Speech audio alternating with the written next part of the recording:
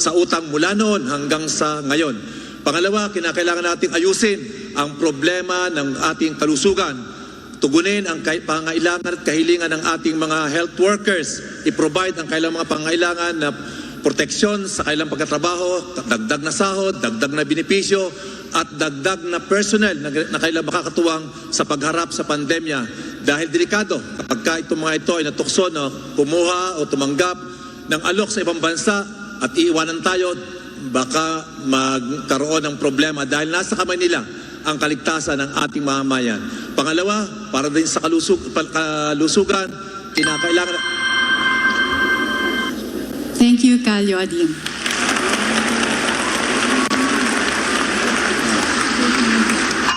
Secretary Norberto Gonzales, you have 2 minutes. Well, baka hindi ko kayang tapusin sa loob ng 6 na taon yung gusto kong mangyari sa bayan natin. Gusto ko maging first world tayo. Ang bagay na yan ay hindi parang tinatawaan sa wedding. Kaya yan ay pinaplano, pinaghahandaan. Sa loob ng 6 na taon, ihahanda natin ang sambayan ng Pilipino para ang ating direksyon ay patungo sa pagiging first world. Ang uunahin ko ay yung ating istruktura sa politika. Para bang ang mga politiko pa natin ang humaharang para ang ating bayan ay umunlad, umusad at maging first world. Kaya structural changes sa political system, ang uunahin ko, baka magkaroon tayo ng charter change, baka maging parliamentary system tayo. Maganda sana kung hindi man maging federal, baka maging autonomous ang lahat ng region ng ating bayan. Diyan ako magsisimula. Yung ibang problema, kung maganda ang liderato ng bansa, marami tayong magagawa. Thank you, Secretary Gonzales. Next, Senator Bongbong Marcos, 2 minutes. Maraming salamat sa lahat na nabigyan kami ng pagkakataon upang pag-usapan ang ating mga problema na hinaharap. Sa tagal ng aking pagsiservisyo, ngayon lang po ako nakakita ng ganitong krisis na hinaharap ng ating bansa ngayon. At pagka tinatanong ko sa taong bayan kung ano ang kanilang kauna-unahang pangangailangan, ang laging sagot sa akin ay trabaho, trabaho, trabaho. Kaya dapat natin magdagdag ng trabaho para mabigyan ng mas magandang buhay ang mga naghihingalo ngayon dahil sa pandemya, dahil sa krisis na dala rin ng pandemya. Sa aking palagay, ang mga sektor na ito ay unang-una yung MSMEs, yung Micro, Small, Medium Scale Enterprises. Dahil 95.5% ng ating negosyo ay nasa kategoryang yan, 62% ng employment ng mga employer ay nasa kategoryang yan. Kaya at bukod pa ron, sa pag-aaral ko, nakita ko na sa bawat gastos ng gobyerno, malakas ang balik ng pag-create ng trabaho, dadami ang trabaho. Pangalawa, agrikultura. Kailangan natin patibayin ang agrikultura natin, pagandahin uli natin ang agricultural sector natin. Dahil napabayaan ito na matagal at nakita nung pagdating ng pandemya kung paano tayo naghirap dahil umaasa na lang tayo sa importasyon. Bukod pa ron ay maraming trabaho ulit ang may bibigay kapag tayo ay nag-invest sa agrikultura. Pangatlo, isa sa pinakamabilis sa aking nakikita na industriya na makapagbigay ng trabaho ay ang industriya ng turismo. Ang industriya ng turismo ay madali kasi ibigawin natin ito para sa ating mga kababayan.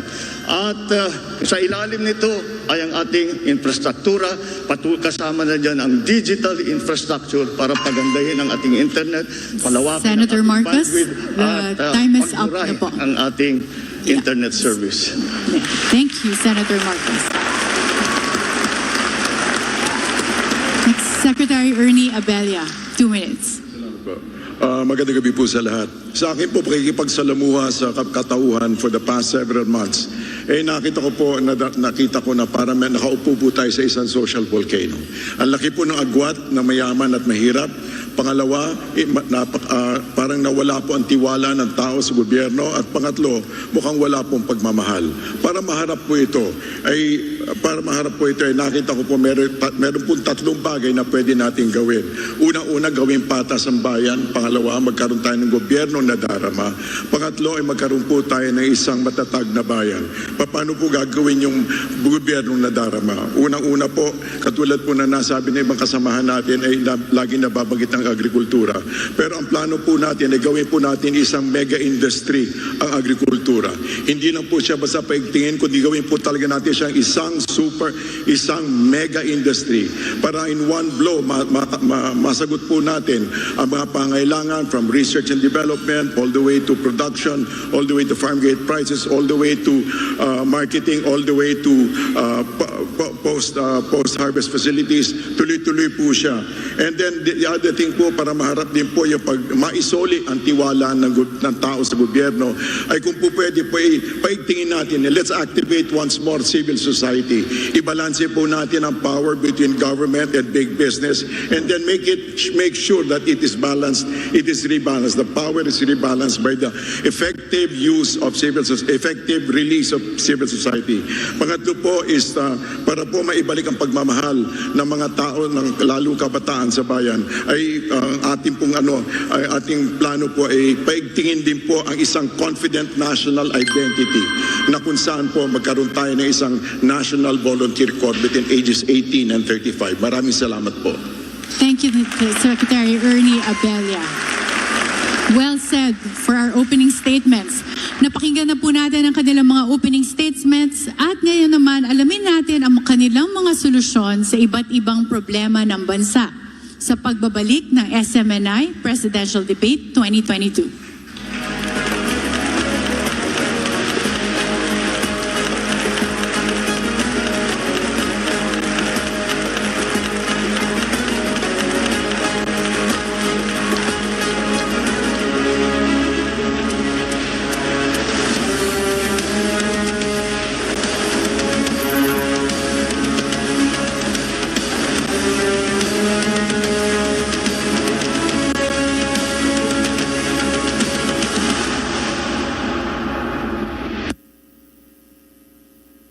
Introducing your Keto Life.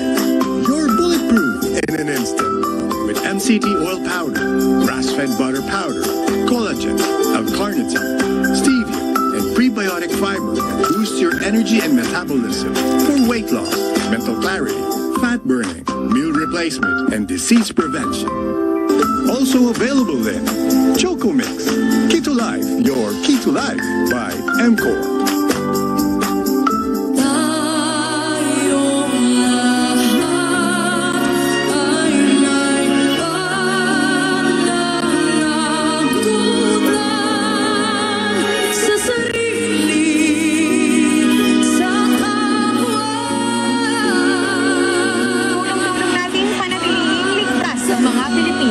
Ipaglalaban namin yung karapatan sa Kongreso. Frontliners, kayo ang bida. Maharlika Party List, trabaho at negosyo para sa lahat. Ipaglalaban ang kapakanan ng mga katutubo. May tulong at ayuda sa pandemya. Maharlika Party List, kasanayan, kabuhayan at kaunlaran. Number 153 sa Balota. Political advertisement paid for and by Maharlika Party List. UNITEAM A second floor Homeland Building, EDSA Corner, Mother Ignacia Avenue, South Triangle, Diliman, Quezon City. Ang bawat dagok ng buhay ay gagaan kapag may isang senador na laging handang tumulong sa iyo, kasama mo sa hirap man o ginhawa. Noon at hanggang ngayon. Maraming salamat po, Senator Mig Zubiri, sa pagdamay mo sa oras ng aming pangangailangan. At aalalay sa iyo sa pagsalubong sa bagong bukas. The most kind senator that I know in the Philippine Senate. Senador Mig Zubiri, trabahador nyo sa Senado.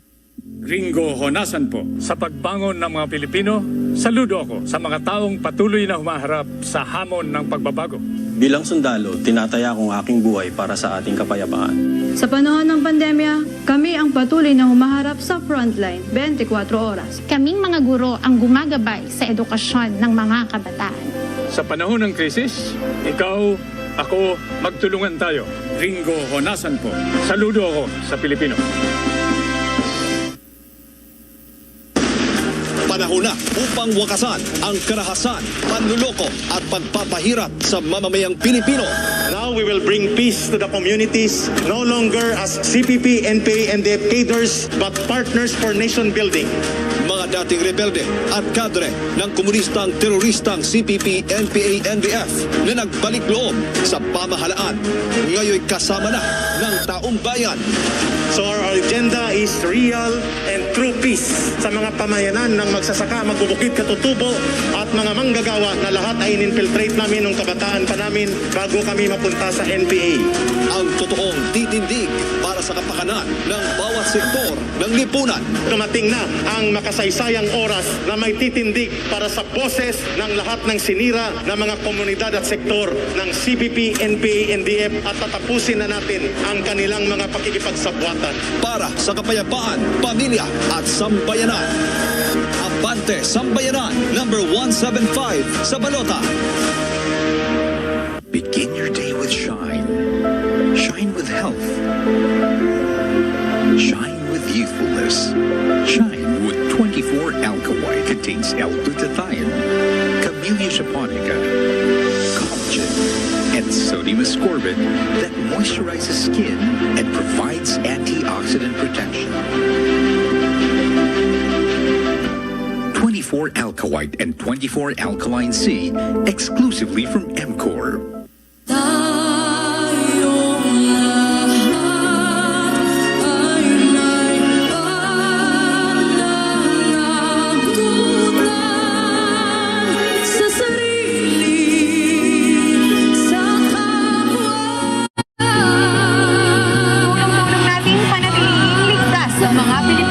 Ipaglalaban namin inyong karapatan sa Kongreso.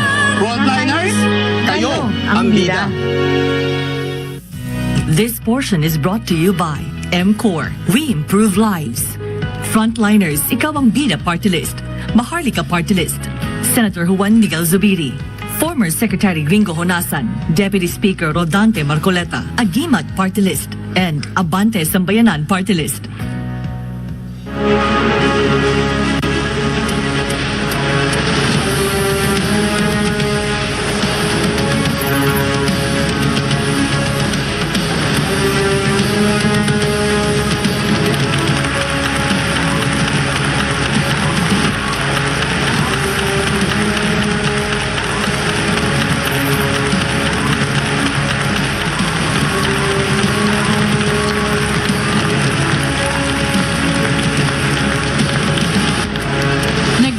ang SMNI Presidential Debate 2022. And for the first round, the candidates will be answering questions from the panelists. The first question will come from UP Professor Dr. Clarita Carlos. Each candidate will have 90 seconds to answer a panelist's question, and other candidates will have 60 seconds each for interpellation, and then 30 seconds for a rebuttal. And just as a reminder for our candidates, you have a timer here in the front, so you can be guided as to how much time you have left. Professor Carlos, your question, please. Hi, good evening, everyone.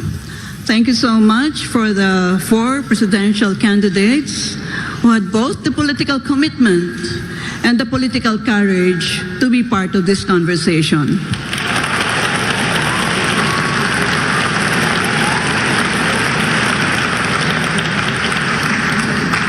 My area of research and expertise is on foreign policy and defense and security, so my first question will be within the rubric of these issue areas. All right. If the Quad were to become a collective security alliance, you, as our country's chief architect of our foreign policy, are you going to make the Philippines as a member of the Quad? Why and why not?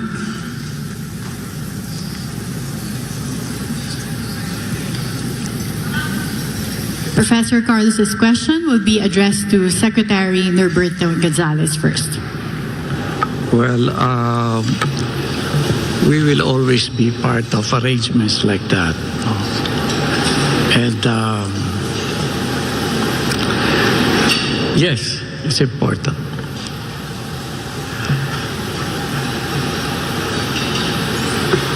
Dapat lagi kasi may mga kasama tayo kung may mga hiharap tayo mga problema sa mundo. Kaya kailangan, kung may mga arrangements na ganyan, dapat pinapasok natin.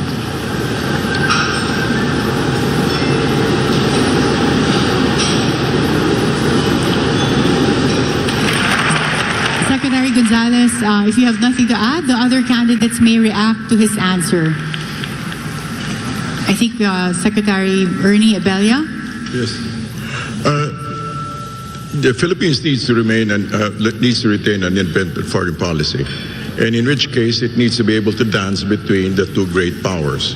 As we can maintain relationships with them, but not to join, however, because we need to be able to maintain that specific independent stance. We can relate with either one, the other one, but at the same time we need to retain our independence and be able to sustain our own sovereignty. Thank you.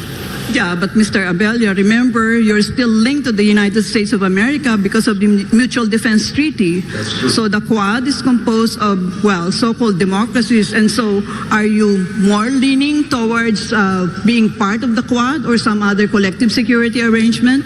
It's not a question of leading more, but the question of being able to maintain both while maintaining a balance. Yeah, I have a problem with the concept of independent because it's like you're sitting on the fence. Is that what you mean?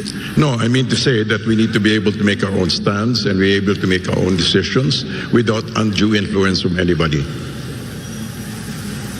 I don't know that being friends with everybody is foreign policy. We're not being friends you. with anybody. We can have trade with the greater power, which is our neighbor. On the other hand, we can maintain MDTs with the people in Quad. Yeah, well, the reason why, and this is for all the candidates, I asked this question is that right now I'm sure the big powers are trying to carve their own spheres of influence. And because we've always been within the sphere of influence of the United States of America, the Quad is simply an extension of this proposed collective security arrangement. On the other hand, they will not always, we can't always be sure that they will always stand for us. Well, of course, nobody can answer that question, even if we ask Biden today, you know. Thank you. Thank you.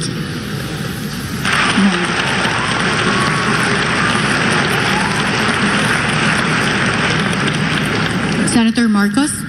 Yes, I think any of these agreements we should, of course, encourage as long as it is very clear to us what is the advantage to the Philippines.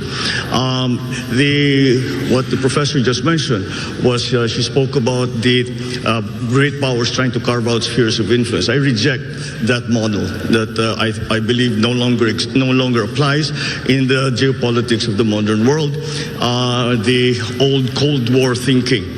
We have to ply our own way. And so it really would depend on what is inside, or what those agreements say that the Philippines what will be doing and what those other partners of ours will be doing for the Philippines. And once again, because we shouldn't think of the old Cold War system, we should always think in terms of the fine line that the Philippines has to tread in all our foreign policy decisions. But if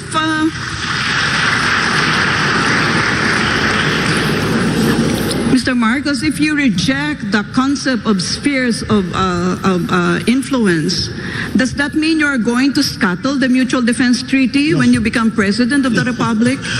By no means. Linked to the United States of America as a defense ally. No, by no means. The relationship with the United States, our special relationship with the United States is not something that we can treat, be cavalier about. It is a very important one. And it has stood us in good stead for over 100 years.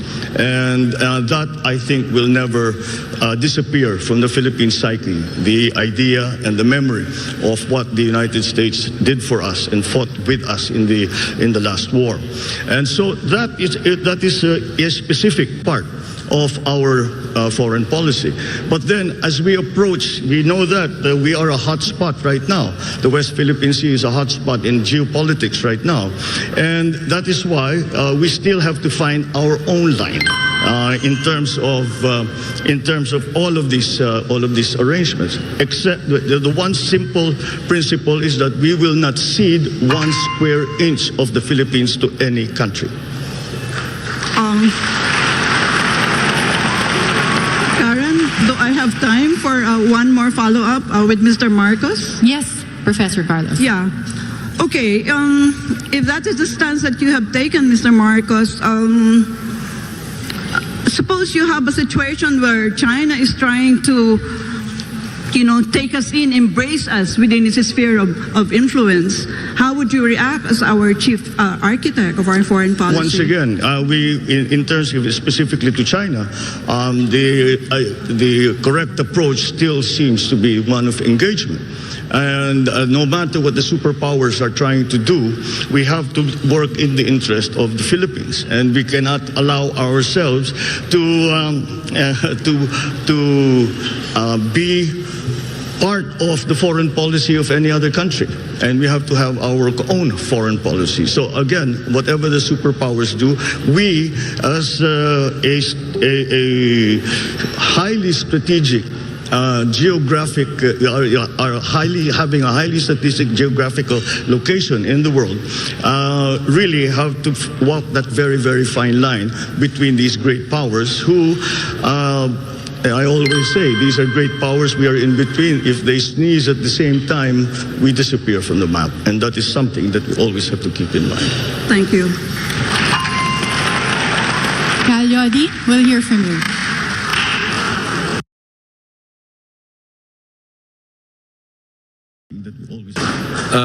Thank you.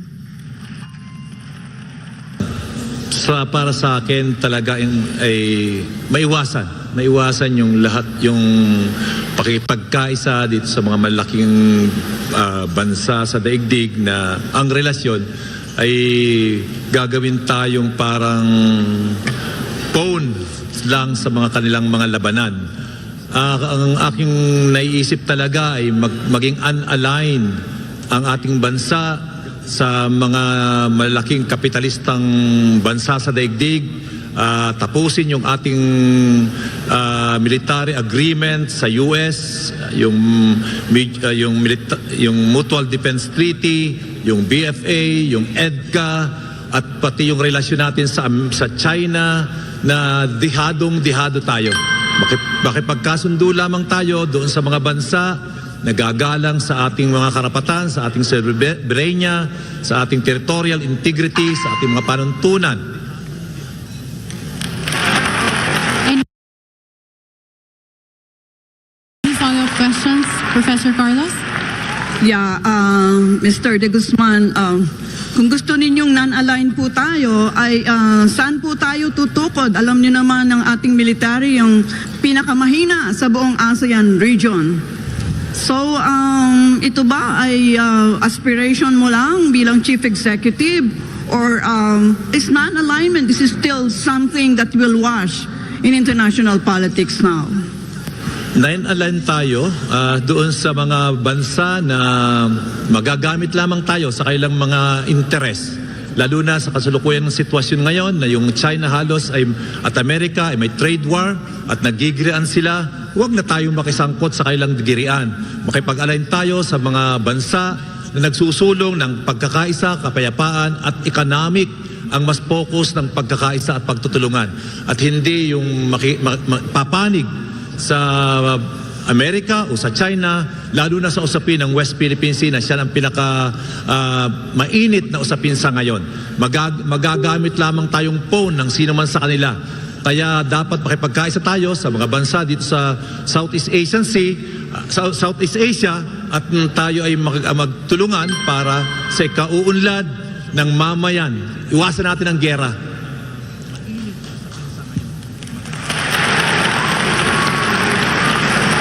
Is there any rebuttal from our candidates?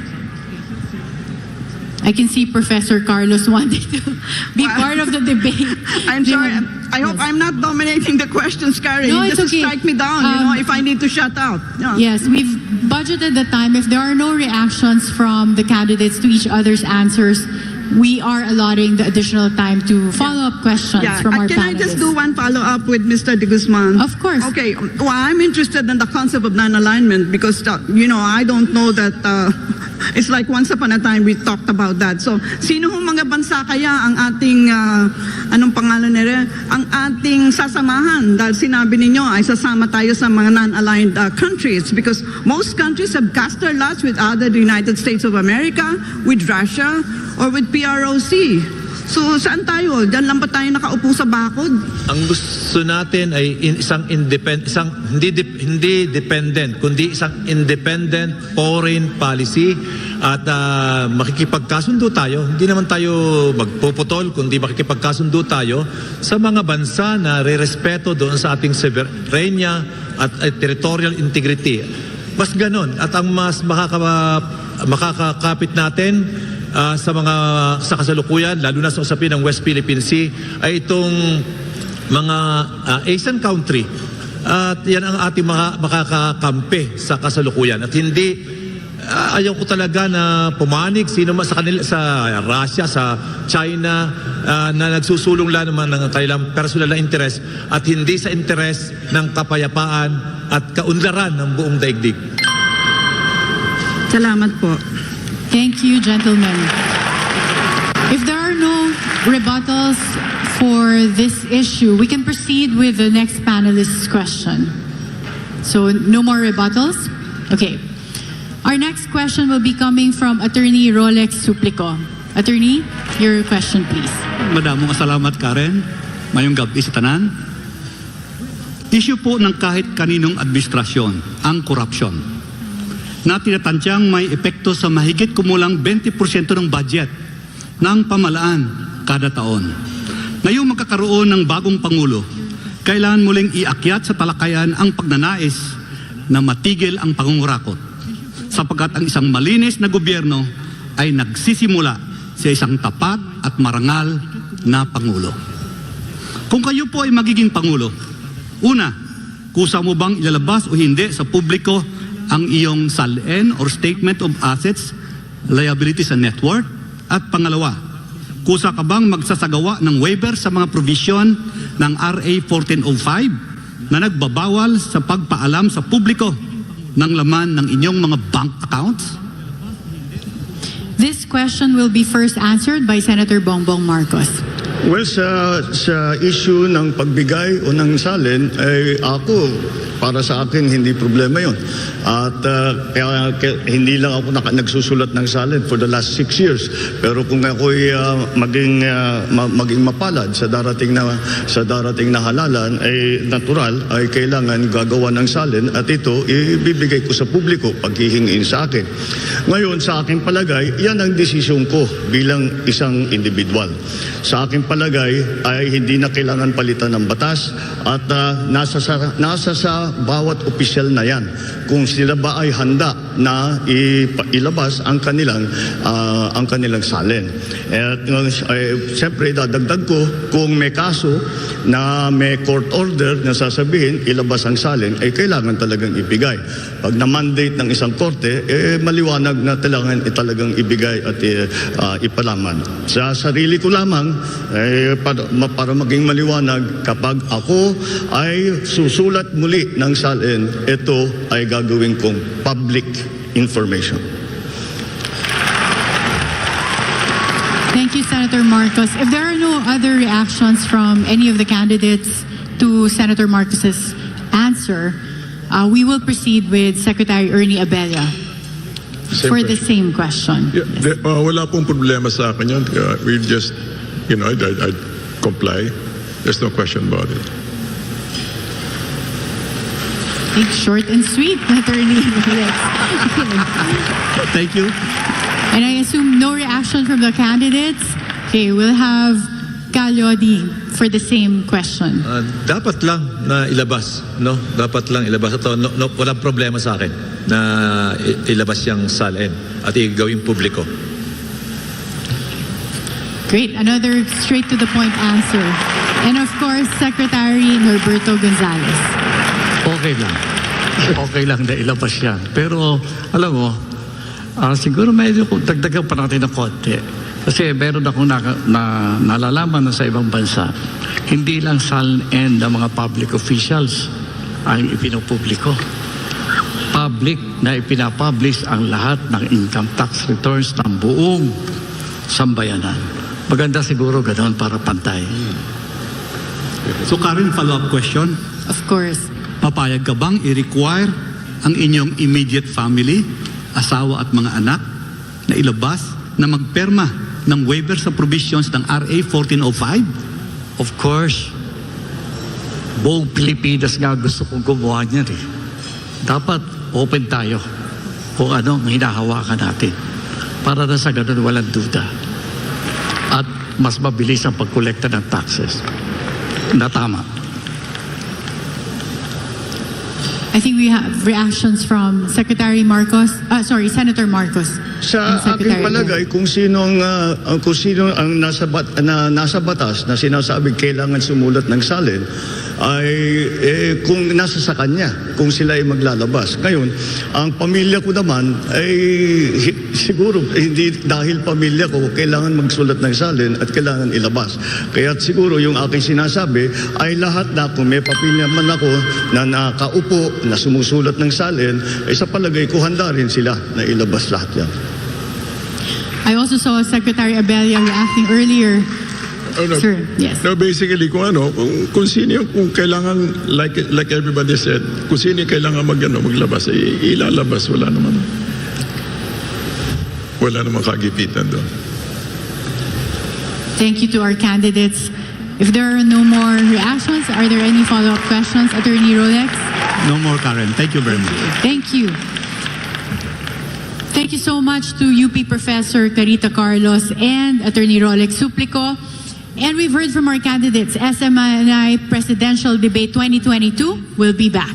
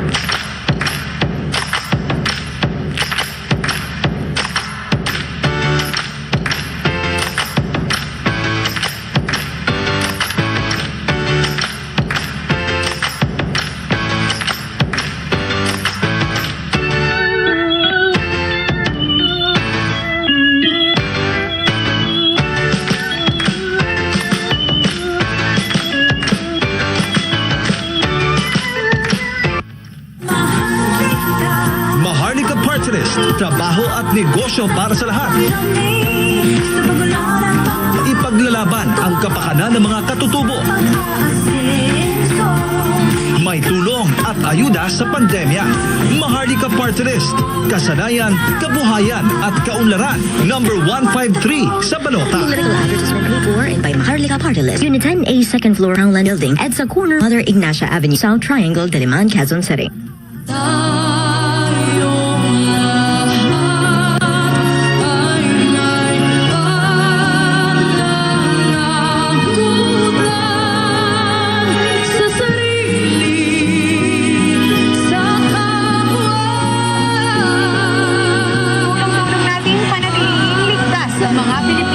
Ipaglalaban namin inyong karapatan sa Kongreso.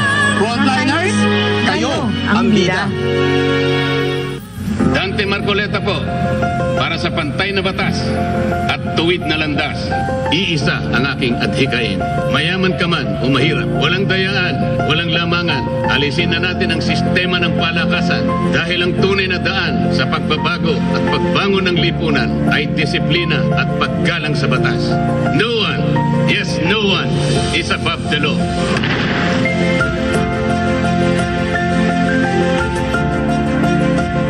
Ang bawat dagok ng buhay ay gagaan kapag may isang senador na laging handang tumulong sa iyo, kasama mo sa hirap man o ginhawa. Noon at hanggang ngayon. Maraming salamat po, Senator Mig Zubiri, sa pagdamay mo sa oras ng aming pangangailangan. At The most kind senator that I know in the Philippine Senate. Senador Mig Zubiri, trabahador nyo sa Senado. Begin your day with shine. Shine with health. Shine with youthfulness. Shine with 24 alkali. Contains L-glutathione, Camellia japonica, collagen, and sodium ascorbate that moisturizes skin and provides antioxidant protection. 24 alkali and 24 alkaline C exclusively from MCOR.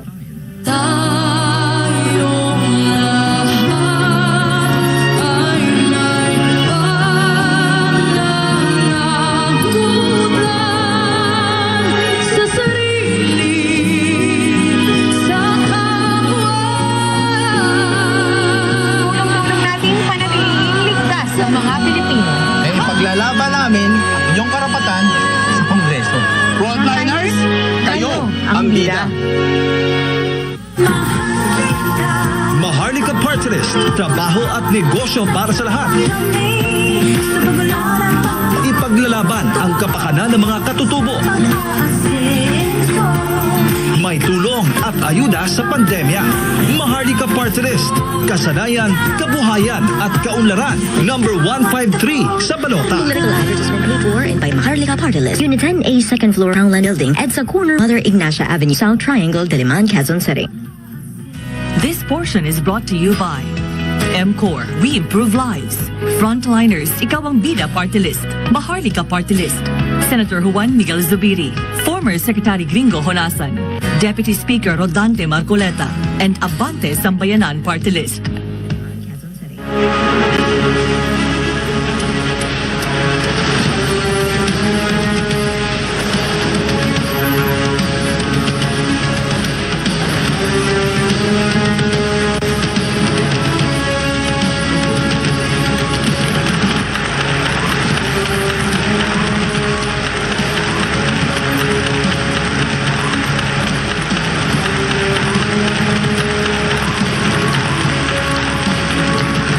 Nagbabalik po ang SMNI Presidential Debate 2022.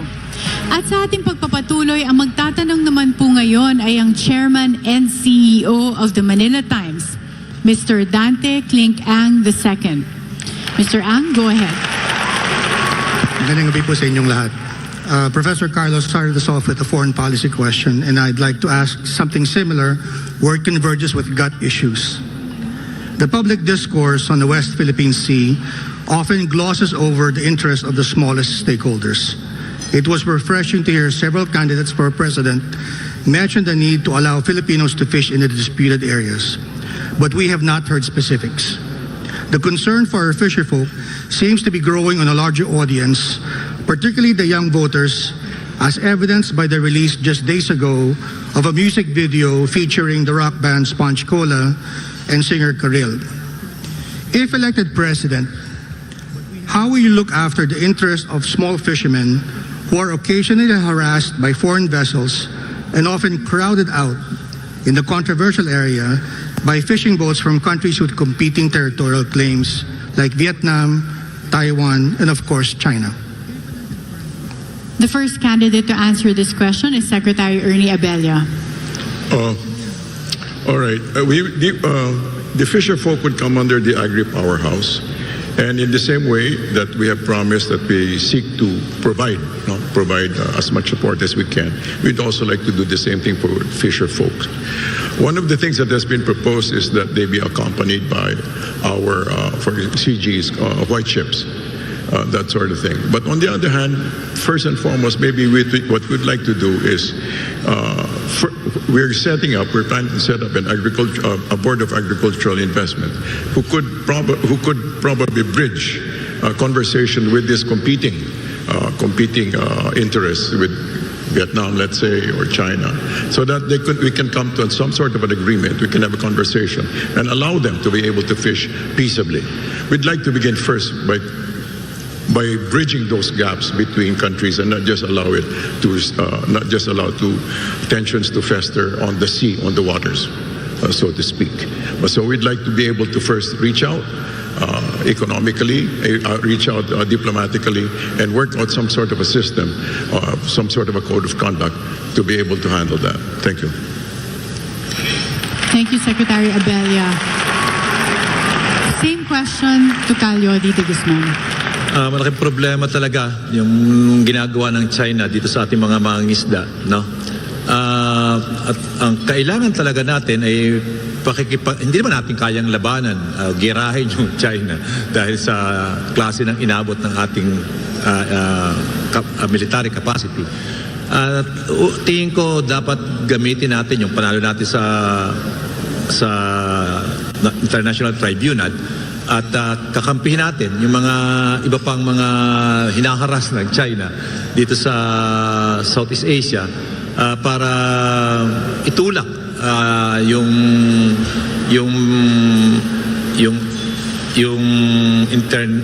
mga bansa na signatory dito sa UNCLOS na sawayin, pigilan itong China sa kanyang ginagawang pangharas dito sa ating mga mangingisda na hindi pinapayagan. At gamitin natin, siguro economic diplomacy gamitin natin para i-pressure yung China na mapayagan o makapangisda yung ating mga mangingisda dito sa West Philippine Sea. Ito'y atin, dapat ito'y inirerespeto ng China bilang isang member din o signatories ng UNCLOS para na sa ganun ay magkaroon tayo ng laya na makapangisda. At dagdagan natin ng Coast Guard of Navy dyan para protektahan ang ating mga mangingisda. Okay, thank you, Calyodi. On the same question, Secretary Gonzales. Nakakalungkot ka na naiipit ang ating mga maliliit na mga isda sa napakalaking issue. Ating hinaharap na sigalot sa China. Kaya tingin ko, dahil malaking usapin yan, para wag lang mapunta sa panganib ang ating mga maliliit na mga isda na pupunta sa teritoryo in dispute today, medyo tulungan na muna natin ang gobyerno para wag sila magutom. In the meantime, kailangan ay suriin nating mabuti ang nangyayaring sigalot sa West Philippine Sea. Iyan talaga ang ugat ng suliranin ng maliliit nating mga isda. Huwag nating ipatong sa balikat ng mga maliliit ang malaking problema na hinaharap ng bansa. Tutulungan natin sila economically.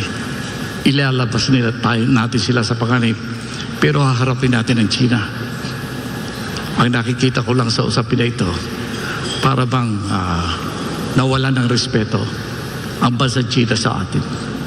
Kaya kung tayo kikilos, uunahin natin ang pagbibigay ng respeto sa ating bansa. Kung tayo makikipag-usap, dapat nire-respeto tayo. Kung wala yan, mahirap makipag-usap. Kaya ang unang aksyon, respeto para sa atin. May programa tayo para dyan. Thank you, Secretary Gonzales. Senator Marcos. Marami talaga tayong issue, hindi lamang sa conflicting camps sa gitna ng Pilipinas at saka China. Kaya't ngayon lang ang nakita kong national election na naging issue ang West Philippine Sea or ang foreign policy. At sa palagay ko, sa dami ng ating kailangan ayusin sa ating pagsasama, sa pagkaalyansa natin sa China, ay unahin natin ito. Ito ang pinakauna na dapat natin simulaan, na makabalik ang mga mangingisda doon sa kanilang palaisdaan na matagal na ginagamit, na daan-daang taon na. Siguro naman may papaliwanag natin sa China na ang mga bangka ay hindi naman military threat yan sa kanila. Bakit sila maglalagay ng warship doon? Ngunit kailangan natin mag-responde. Kung maulit yung nangyari noon, tayo magpadala naman tayo ng Navy o kahit na Coast Guard para merong military presence, meron tayong presence of the state na nandun, na nasa lugar na yun. Pangalawa, puntahan natin ang ASEAN at magpatulong tayo sa ASEAN. Dahil ang ASEAN ay meron din binubuo na code of conduct para sa ASEAN at saka sa China, at sana maipasa na yan. Punta pati tayo sa UN. At magpadala tayo ng delegation sa Beijing para kausapin ang Presidente Xi at sasabihin paano ba natin ayusin ito at paano ba natin gagawin para hindi na maulit itong nangyari sa nakaraan. Thank you, Senator Marcos. Mr. Ang, any follow-up questions? Yes, the question is what specific policies you will adopt. You know, and Senator Marcos, you mentioned in the interview you had with DZRH and the Manila Times earlier that you wanted to use diplomacy over military solutions. I mean, are you changing that policy now? No. And in that same interview, Calyodi was saying that he wanted to make the West Philippine Sea a zone of peace. And now he's talking about possibly escalating the situation in that area. It's undeniably that we have to deal with China. The question is, as president, how will you do it? No, the reason I spoke about the putting a military presence there is so that the government, the Republic of the Philippines, has a presence there to show to China that we are defending what we consider our territorial waters. And that is not for them to go there to fire upon the Chinese vessels, but merely to make their presence felt so that the Chinese know we are aware of what they are doing, we do not agree with what they are doing, and we carry on with our diplomatic back channel, side channel, whatever way we can do to fix the problem and make us have a system so that we no longer have this problem again. Calyodi, you want to... I mentioned that you mentioned in that question. Tama ka. Talagang ang aking programa talaga ay i-convert itong West Philippine Sea kasi malawak na usapin nito. I-convert itong West Philippine Sea into ay economic zone at hindi war zone.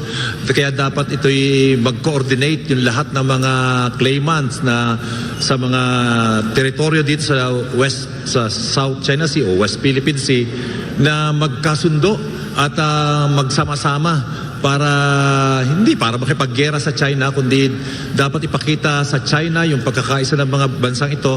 At tulad ng sinabi ko kanina, dapat ay obligahin o kausapin yung lahat ng signatory doon sa UNCLOS na may nagkasundo sa ganung patakaran na igalang, irespeto ng China yung kanilang mga pinirmahan. Na sa ganun ay huwag tigilan niya yung kanyang panghaharas o panglalamang dito sa mga bansa dito sa West Philippine Sea.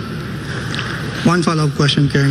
Of course, Mr. Ang. This one's directed at first to Secretary Roberto Gonzales, and I'd like you to wear your former hat as Defense Secretary, sir. And in a previous editorial we have written in the Manila Times, I have written, we've quoted the Philippine Council for Foreign Relations, specifically the chairman, Rafi Alunan, who said that in his observation, those who are crowded out from fishing in that area, these fishermen often turn to alternative means of livelihood, primarily piracy and who knows what, probably smuggling. Do you have similar observations, and what policy prescriptions would you have to address that specific issue? I think first thing, we have to make clear to China that we cannot be pulled into an argument that is superficial to the real question in the area. They're trying to provide us with an emotional event or activity that our small fisher folks are not able to fish. Do you know what China is doing behind this? They're actually selling this fish as what they call as some kind of a fish for nationalism. Sinasabi nila na itong mga isda na ito dapat binabayaran ng mas mahal kasi ito ay nahuhuli sa isang lugar na ipinagtatanggol natin. They are making this issue. They are using our fisher folks to make this issue as simplistic as an issue of fisher folks not being able to fish in their area that is theirs.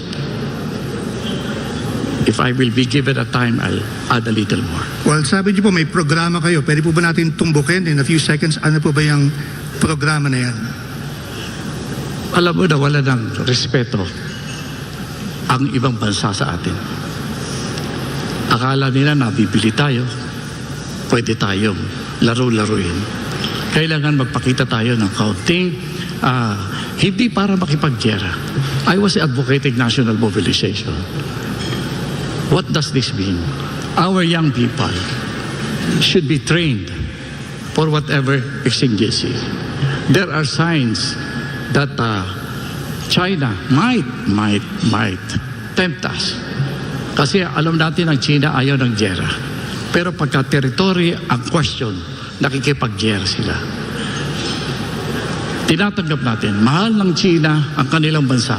Handa silang makipag-gera kung pinakailangan para sa teritoryo. Dapat nating ipakita bilang bansa na kaya nating gawin yan. Mahal natin ang ating bayan. Handa rin tayong tumindig. Mahina tayo, pero kailangan magsanay. Any reactions from our candidates? Secretary Ernie. Yes. In this matter, I think we should continue to examine the COC ASEAN plus one, the ASEAN plus one conversations with China, and in order to be able to address these things diplomatically before we engage in anything more drastic. Thank you. Yeah. Thank you, Secretary Ernie. Senator Marcos. Yes, and furthermore, I think, as I said, that this is not something that that we should consider as isolated from the general problem or the general discussions that we are having with the People's Republic. It should be the first part, in my view, because what we are, as Filipinos, we are most concerned at this moment, the immediate concern, na makabalik ang mga mangingisda dun sa kanilang palisdaan. Yun ang unahin natin. Ngayon, pag nakahanap tayo ng kasunduan sa People's Republic of China, ay siguro baka nasimulaan na natin ang pag-uusap tungkol sa West Philippine Sea. Dahil kung nasabi natin, amin yan, at tumanggap sila, umpisa na yan. Diyan tayo magsisimula at dahan-dahanin natin itong problema na meron tayo sa China. More reaction from Calyodi. Tulad ng sinabi ko kanina, malalim yung dahilan ng China, yung pagiging aggressive niya sa pagpunta dito sa West Philippine Sea, pagsakop sa ating mga teritoryo. Hindi lang yan, dagdag na lang yung usapin ng pangingisda Ang totoong dahilan ay yung presence ng Amerika dito, yung mga aircraft carrier niya dito. At yun ang gusto niyang proteksyonan, yung kanyang sariling bansa. Kaya yun ang problem kapag tayo kumampi, either sa Amerika o sa China, ay mayayari tayo, maiipit tayo sa kita dahil ito'y banggaan lang dalawa. Thank you, Calyodi. Are there any further reactions from our candidates or rebuttals? Masasabi ko lang na huwag natin payagan. Yes, Secretary Gonzales. Masasabi ko lang na huwag natin payagan na gamitin yung maliliit natin sa mga malalaking usapin. Hindi malaking gastos. At masasabi ko, matutuwa ang ating mga maliliit na mga isda na pumupunta doon kung bibigyan sila natin ng ibang opportunities economically. At pwedeng paliwanagan ng ating mga isda na ito usapin ng bayan natin. Kaya huwag muna kayong mag-isda dyan. Huwag kayong paggamit. Kasi ginagamit ang issue nito para takpan ang tunay na malaking issue sa West Philippine Sea. We have a follow-up question from Professor Clarita Carlos. Yes, there is no doubt that what is being fought over here is fish, isda. And so there is also no doubt that the food security of China cannot be at the expense of the food insecurity of the rest of us. Now, let's move away from the pseudo-militaristic perspectives that some of you have noted earlier. And how about thinking about a regional fishing agreement, which is along the lines that Mr. Abella talked about a while back? The reason why I talked about that is, well, there's a personal reason because I'm writing a book on regional fishing agreement. And since any one of you will become the President of the Republic of the Philippines, I was wondering if it is worth writing that book on a regional fishing agreement. Why not? Who wants to take on that question and statement first? If I may, Senator Marcos. I beg to differ that this is about fish. It is not about fish, in my view. It is about territorial waters, and that when we have these 200 Chinese boats coming and blocking our fishermen, it is to assert their claim that this is part of their territorial water. And that is why you cannot separate the problems that we're having with the fishermen from the larger problem that we are having in our conflicting claims with China, and for that matter, for other countries in Asia.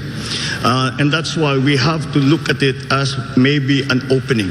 I always mention this, that we have to try every single way that we can. And I remind everyone that China and the United States came together because of ping pong. And who would have thought that that's where it would start? Who knows where our coming together will start? But isn't that related, Mr. Marcos, to my earlier question about the Quad? You know, if you have a whole array of, militia there,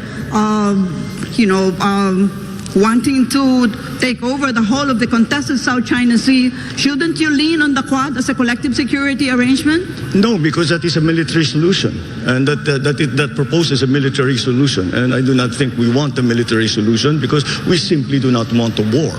I do not think China wants a war. I do not think the United States wants a war. The Philippines certainly does not want a war. Well, but Mr. Gonzales just said that China only recognizes naked power. So what are we talking about? I don't think that is the method for us to come to an agreement with the People's Republic of China. There are three ways to gain territory. One is upon agreement with arbitration by an international body, agreement of two or more parties. Number two is war.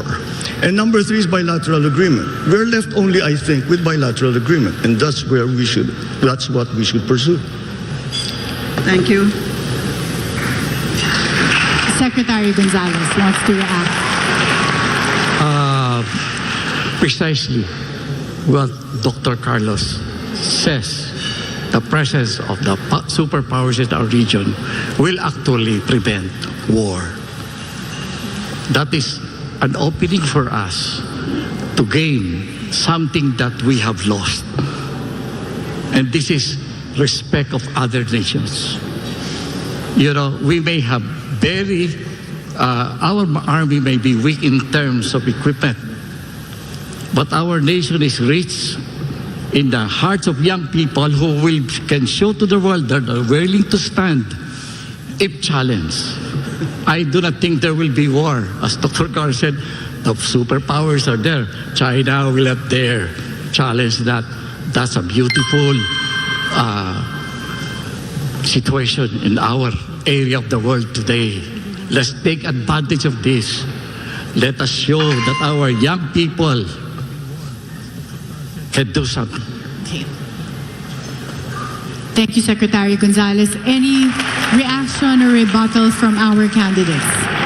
I would still go back to having a multilateral relationship regarding that matter. So I would still refer back to ASEAN plus China. ASEAN, it's a conversation that we need to settle. And because, as we all know, our neighbor is sensitive to international opinion.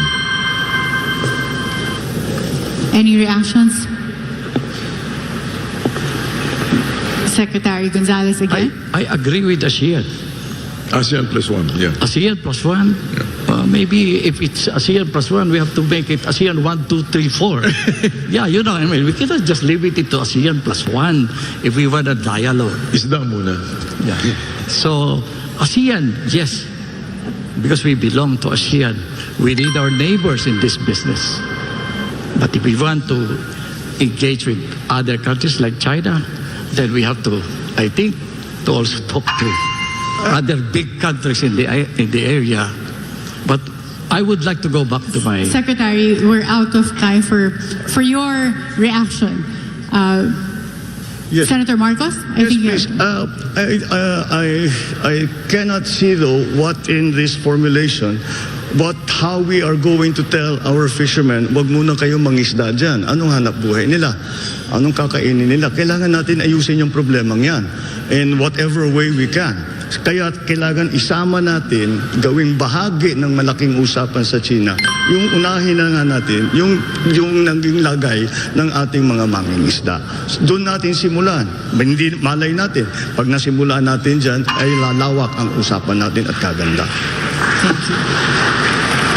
But wouldn't a legal framework called the Regional Fishing Agreement be a solution to that?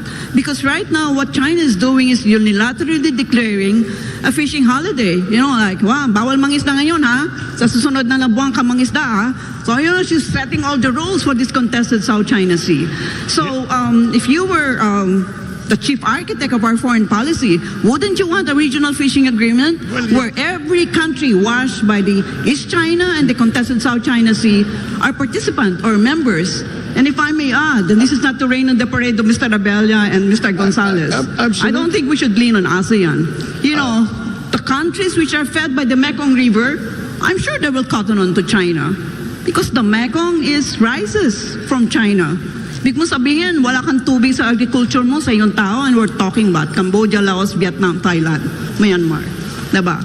So, yeah, to repeat, I'm not raining on your parade, but I doubt very much that we should lead on ASEAN.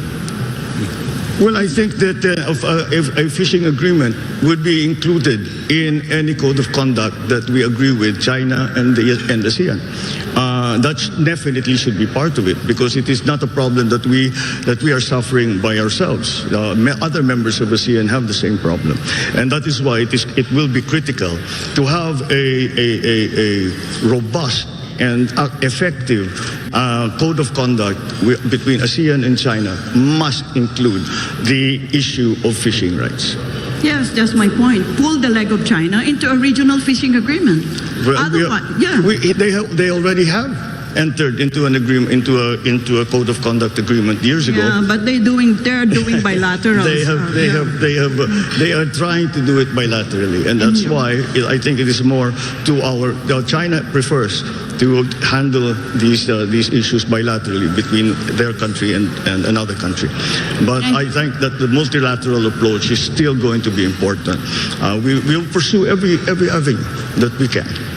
And Secretary Gonzales, I can see you raising your hand, as well as Calyodi. In that order, sir. You were first, Secretary Gonzales. Well, I agree with the regional fishing agreement. That's very important. We can discuss that. But precisely, what the Chinese is trying to do with our small fisher folks is to actually move us away from the major issue that we are facing in the West Philippine Sea. The West Philippine Sea is about territory and about forward defense. The Chinese have been planning to establish a forward defense facility in that part of the world happens to be Philippines. They say it's China. We say it's ours. They are establishing a forward defense strategy, and sometimes we I will not wonder why. Calyodi knows the answer. Speaking of Calyodi, you're next. Tingin ko talagang posible at magkakasundo doon sa regional agreement para doon sa karapatan ng bawat isa na mangisda. As long as hindi tayo manging-question doon sa pangangamkam ng teritoryo ng China. Pero once na tinuloy-tuloy natin ang ating question sa pangangamkam ng teritoryo ng China dito sa West Philippine Sea, hindi sila napapayag. Dahil yun ang pinaka-importante sa kanila. Ang importante sa kanila ay makapagtayo ng base militar dyan sa lugar na yan para i-counter ang move ng US, ng Australia, ng Japan, na sinisirkel, pakaramdam ng China, sinisirkel siya. Kaya gumagawa siya ng paraan para mapigilan ang pagkukordon ng US at ng mga allied niya sa China. Pero kung fishing lang, tingin ko aabot doon. Pero huwag kang makikialam doon sa kanyang ginagawa. Thank you, Calyodi. And I think the question of Mr. Ang really is an indication of how complex this issue is and the amount of time we took in discussing the answers to this question. And we'll have to go on a commercial break for now. SMNI Presidential Debate 2022 will be back.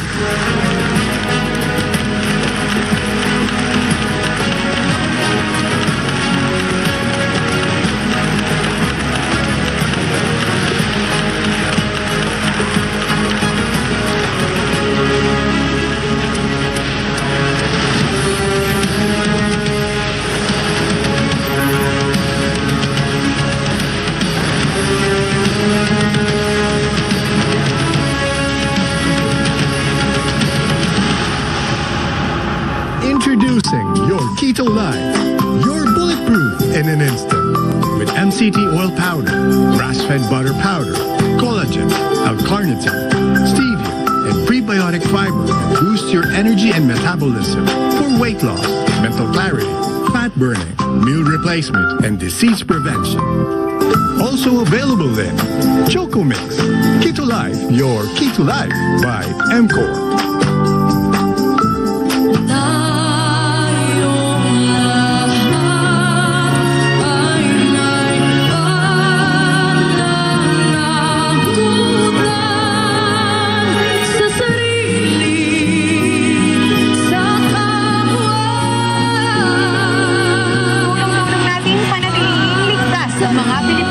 Ipaglalaban namin inyong karapatan sa Kongreso. Frontliners, kayo ang bida. Maharlika Party List, trabaho at negosyo para sa lahat. Ipaglalaban ang kapakanan ng mga katutubo. May tulong at ayuda sa pandemya. Maharlika Party List, kasanayan, kabuhayan at kaunlaran. Number 153 sa Balota. Political advertisement paid for and by Maharlika Party List. UNITEAM A second floor Crownland Building at sa corner Mother Ignacia Avenue, South Triangle, Diliman, Quezon City. Paglalaban ng agimat na matugunan at mapakinggan ang boses ng maralitang Pilipino. Kahit kailan matatag, ganyan ang may agimat, hindi lumalaban. Layunin ng agimat ang maitaguyod ang panlipunang pagbabago para sa kapakanan ng masang Pilipino. Pilipino ako, may agimat ako. May agimat ang lahi kong ito. Panahon na upang wakasan ang karahasan, panluloko at pagpapahirap sa mamamayang Pilipino. Now we will bring peace to the communities, no longer as CPP, NPA, NDF cadres, but partners for nation building. Mga dating rebelde at kadre ng komunistang teroristang CPP, NPA, NDF na nagbalik loob sa pamahalaan, ngayon kasama na ng taong bayan. So our agenda is real and true peace sa mga pamayanan ng magsasaka, magbubukid, katutubo at mga manggagawa na lahat ay in-infiltrate namin nung kabataan pa namin bago kami mapunta sa NPA. Ang totoong titindig para sa kapakanan ng bawat sektor ng lipunan. Dumating na ang makasaysayang oras na may titindig para sa boses ng lahat ng sinira na mga komunidad at sektor ng CPP, NPA, NDF at tatapusin na natin ang kanilang mga pakikipagsabwatan. Para sa kapayapaan, pamilya at sambayanan. Abante Sambayanan, number 175 sa Balota. Begin your day with shine. Shine with health. Shine with youthfulness. Shine with 24 Alka-White. Contains L-glutathione, Camellia japonica, collagen, and sodium ascorbate that moisturizes skin and provides antioxidant protection. 24 Alka-White and 24 Alkaline C exclusively from MCOR.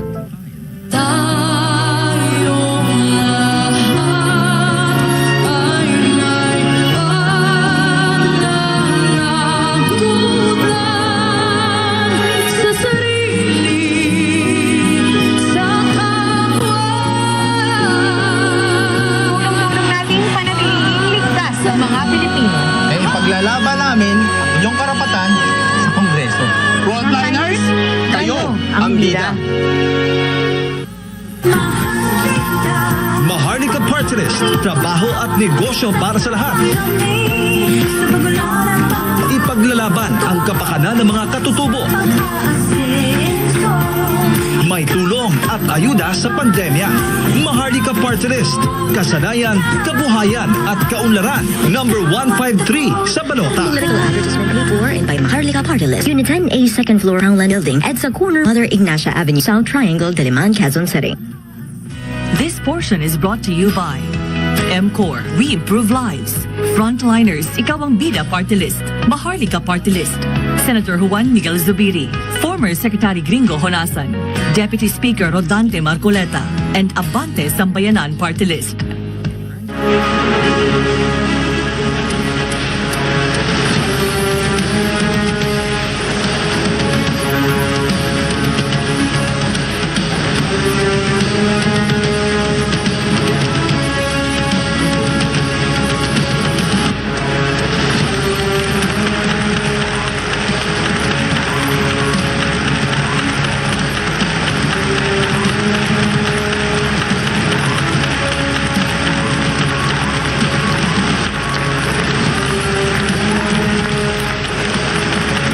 Nagbabalik po ang SMNI Presidential Debate 2022. And the audience is very alive here, live at Okada. And you know, our candidates have been answering so many questions from our panelists. And now we have an additional question from our panelists, SMNI News Senior Correspondent and Anchor MJ Mondehar. MJ, your question please. Thank you, Attorney Karen. Medyo mainit yung talakayan sa issue ng China and West Philippine Sea. Now let's get back to the basics. Gentlemen, if you become the next President of the Republic, how do you plan to feed the 110 million Filipinos and the next generation if the prices of staple foods continue to increase? Specific po sana ang paglalatag po ng mga plano. Maraming salamat. For this question, we'll have Calyodi as the first candidate to answer. Ang plano ko ay tulad ng una kong sinabi kanina, talagang dapat buhusan natin ng malaking pondo, doblehin ang pondong ilalaan natin para sa pagpapaunlad ng ating agrikultura, ng ating mga magsasaka, ng ating mga mangingisda, ng ating mga naghahayop upang palakihin ang kailang ani. At mag-invest tayo doon sa research and development para masigit pang paramihin yung huli ng ating mga mangingisda. Hindi dapat tayo mag-i-import ng mga sibuyas, bawang at galunggong, gayong napaka-agricultural ng ating bansa. Kaya kinakailangan nating gumawa ng roadmap para pagpapaunlad ng ating sakahan at itigil natin yung rice tarification law na nagpapahirap doon sa ating mga magsasaka. Yun ang ating gagawin. And then magtayo tayo ng post-harvest facilities. Nang sa ganon ay matiyak natin yung balanse ng supply ng pagkain natin. At sa eksakto dapat nating tugunin. Kung kaya nating kalahati ng ginagastos ng ating mga magsasaka, gawin natin. Nang sa ganon ay lalong maingganyo sila ng pagsasaka at yung ating yung anak ng mga magsasaka ay huwag tumakas sa kailang sakahan at ipagpatuloy ang ginagawa ng kanilang mga amang magsasaka. Thank you, Calyodi.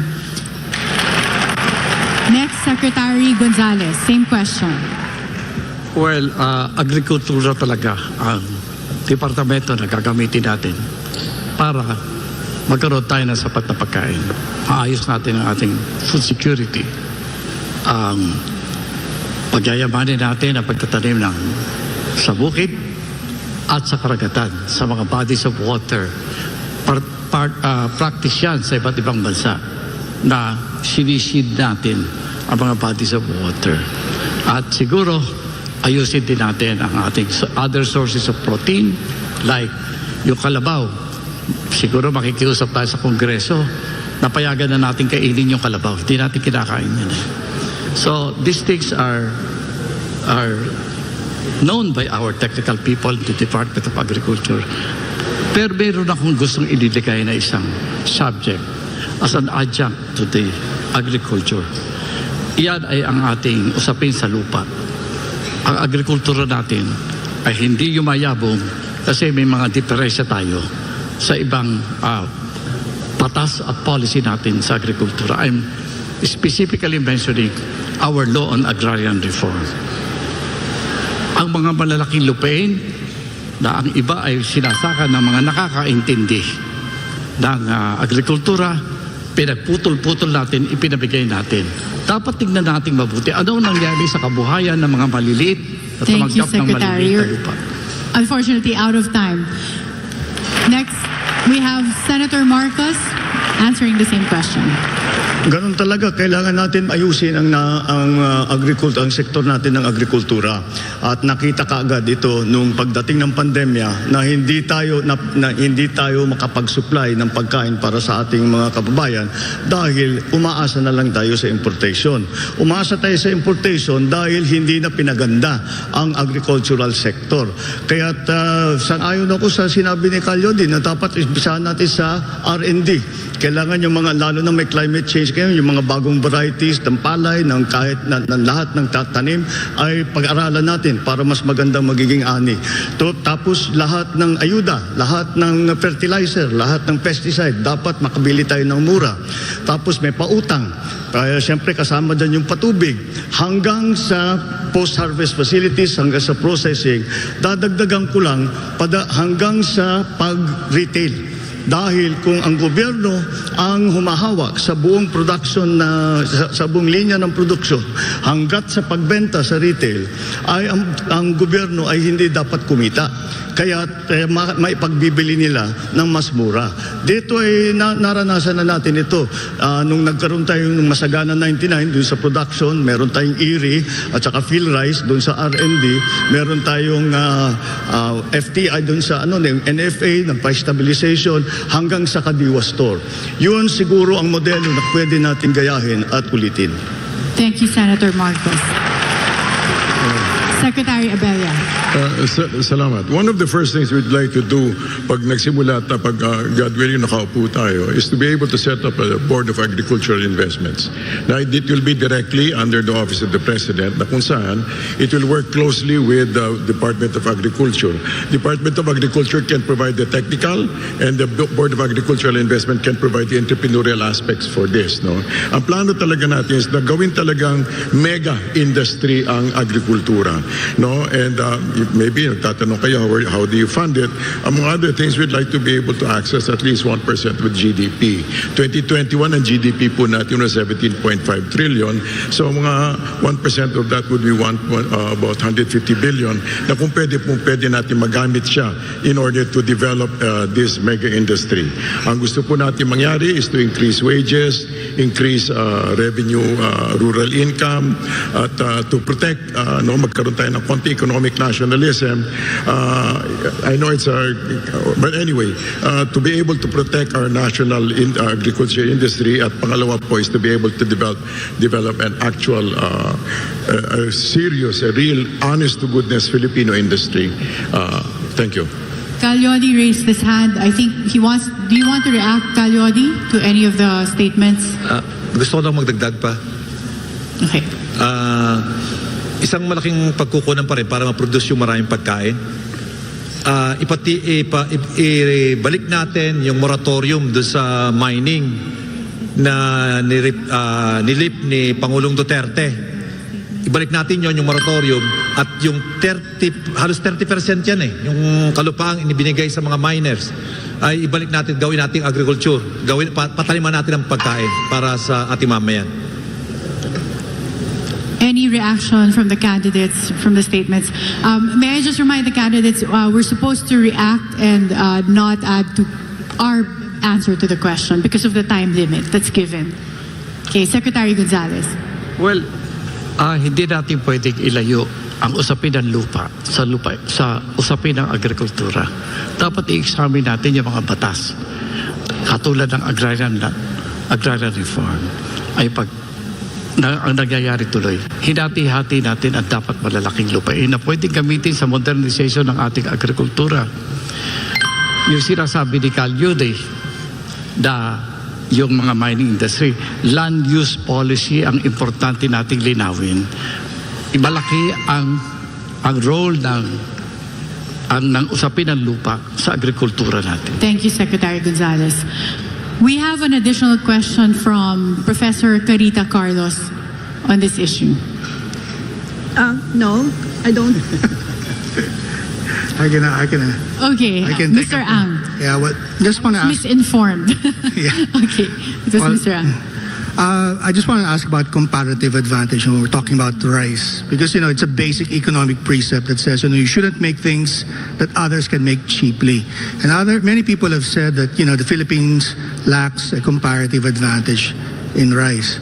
So should we insist? I think this is related to the question of MJ with regard to food security policy. Should we insist on continuing planting a crop that we clearly don't have a comparative advantage? Yes, I think we do. Simply because it is of strategic value to a state to have a good supply of food. So that, again, like any crisis that comes, magkagera man, magkaalitan man tayo sa Thailand at saka sa Vietnam, sapat ang ating supply ng simulaan natin sa palay.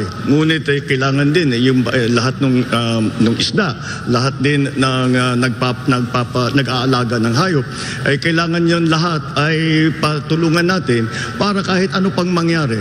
Kagaya ng pandemya, nakita natin kaagad, napaabot na nga tayo sa sitwasyon na mahirap paniwalaan na ang Pilipinas ay nag-i-import ng galunggong. At dapat naman siguro hindi tayo nasa ganung sitwasyon. Pagka nagka-problema ulit, mahirap na naman tayo. Kaya't kailangan natin tulungan.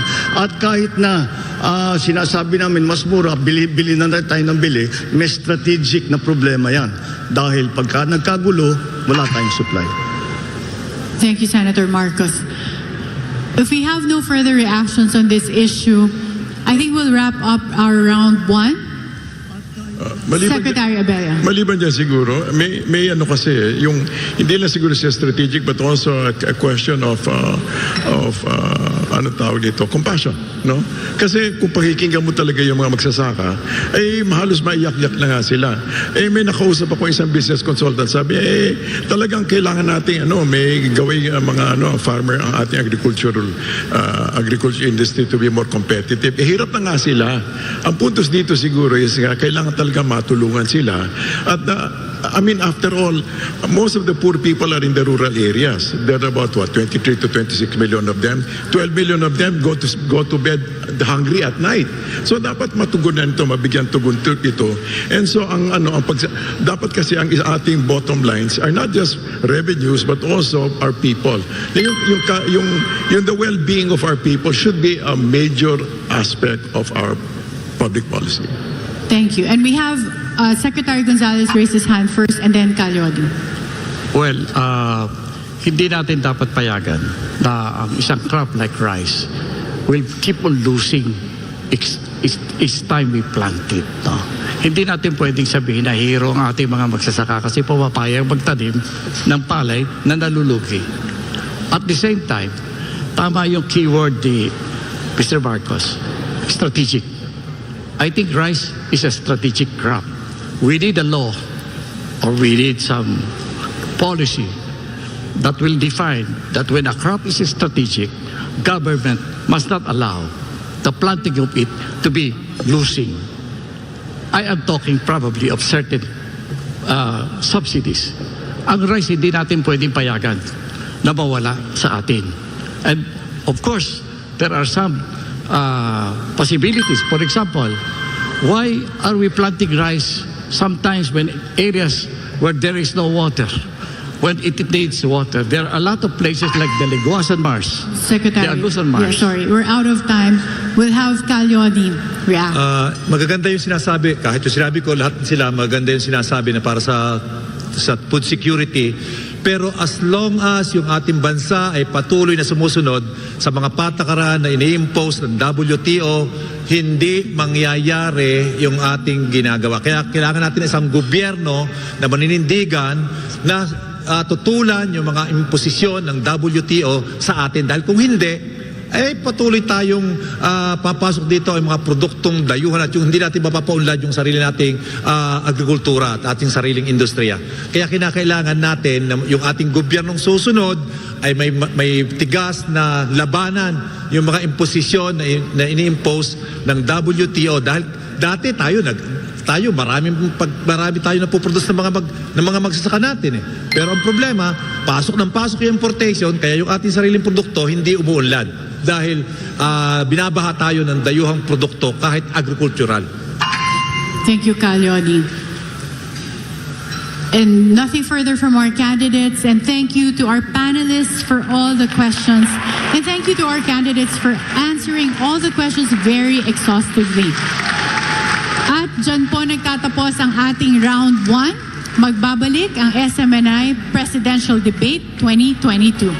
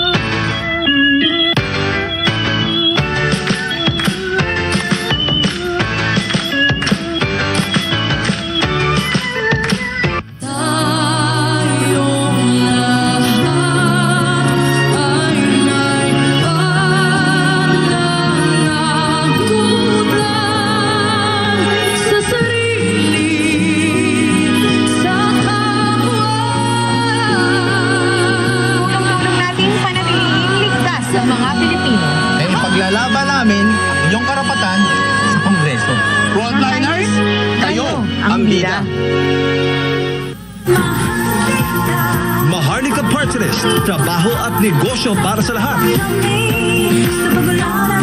Ipaglalaban ang kapakanan ng mga katutubo. May tulong at ayuda sa pandemya. Maharlika Party List. Kasanayan, kabuhayan at kaunlaran. Number 153 sa balota. Political advertisement paid for and by Maharlika Party List. UNITEAM A second floor Homeland Building at sa corner Mother Ignacia Avenue, South Triangle, Diliman, Quezon City. Ang bawat dagok ng buhay ay gagaan kapag may isang senador na laging handang tumulong sa iyo, kasama mo sa hirap man o ginhawa. Noon at hanggang ngayon. Maraming salamat po, Senator Mig Zubiri, sa pagdamay mo sa oras ng aming pangangailangan. At aalalay sa iyo sa pagsalubong sa bagong bukas. The most kind senator that I know in the Philippine Senate. Senador Mig Zubiri, trabahador nyo sa Senado. Ringo Honasan po. Sa pagbangon ng mga Pilipino, saludo ako sa mga taong patuloy na humaharap sa hamon ng pagbabago. Bilang sundalo, tinataya kong aking buhay para sa ating kapayapaan. Sa panahon ng pandemya, kami ang patuloy na humaharap sa frontline 24 oras. Kaming mga guro ang gumagabay sa edukasyon ng mga kabataan. Sa panahon ng krisis, ikaw, ako, magtulungan tayo. Ringo Honasan po. Saludo ako sa Pilipino. Introducing your Keto Life, your bulletproof in an instant. With MCT oil powder, grass-fed butter powder, collagen, L-carnitine, stevia, and prebiotic fiber that boosts your energy and metabolism for weight loss, mental clarity, fat burning, meal replacement, and disease prevention. Also available in Choco Mix, Keto Life, your Keto Life by MCOR.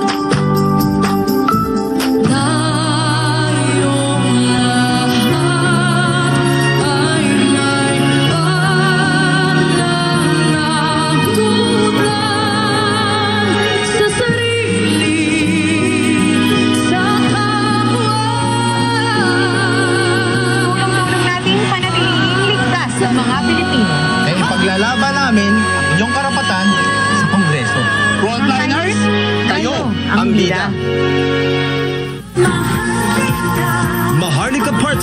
trabaho at negosyo para sa lahat. Ipaglalaban ang kapakanan ng mga katutubo. May tulong at ayuda sa pandemya. Maharlika Party List. Kasanayan, kabuhayan at kaunlaran. Number 153 sa balota. Political advertisement paid for and by Maharlika Party List. UNITEAM A second floor Roundland Building at sa corner Mother Ignacia Avenue, South Triangle, Diliman, Quezon City. This portion is brought to you by MCOR Re-Improve Lives. Frontliners, ikaw ang bida party list. And Maharlika Party List.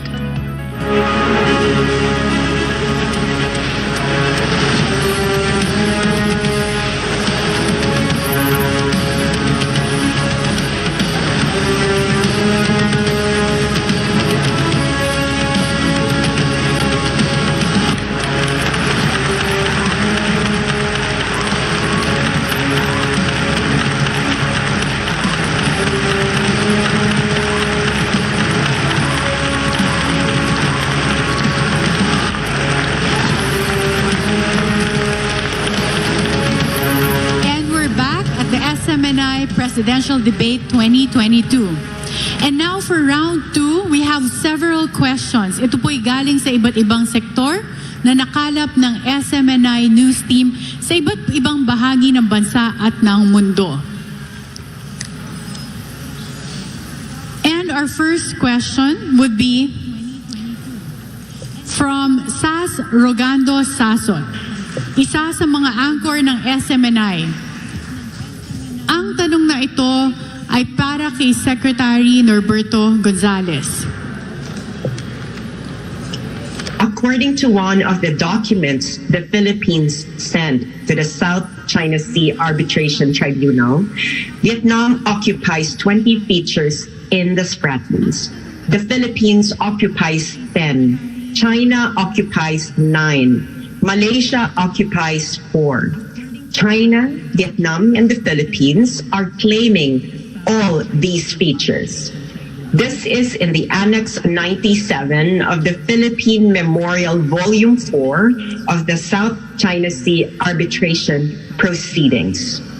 If during your term as president, China leaves those features, how will you stop Vietnam from occupying the features that China would leave behind, given that there is no international decision granting the Philippines territorial sovereignty over those features?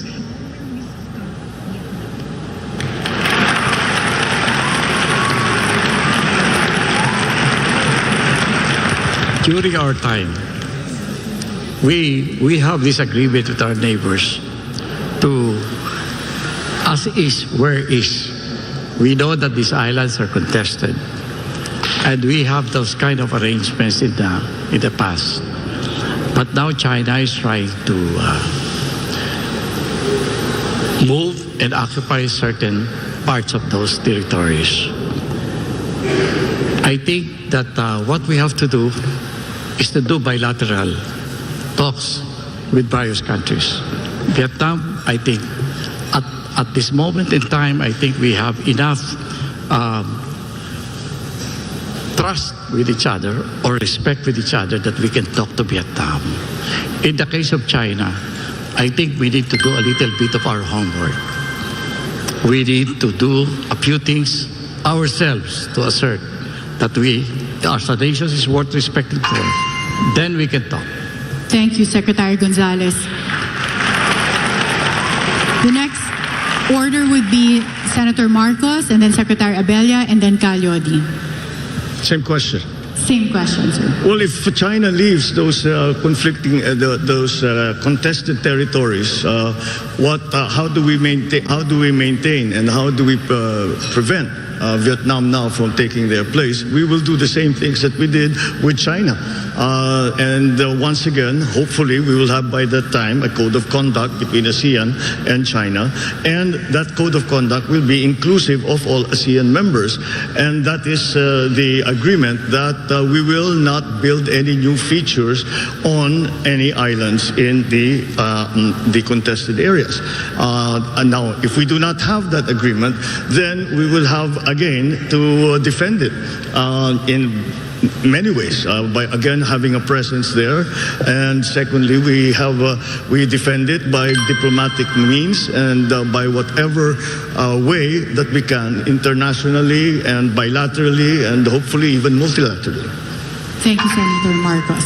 Secretary Abella. First, the question would be moot because they would never leave, you think, you know. On the other hand, if they do, what we could do is, it all depends on when and when the situation is supposed to happen. But if we still do not have the military capability to defend whatever features that we have, then we'll have to resort to the next best thing, which is economic diplomacy. Foreign diplomacy, through diplomacy. In other words,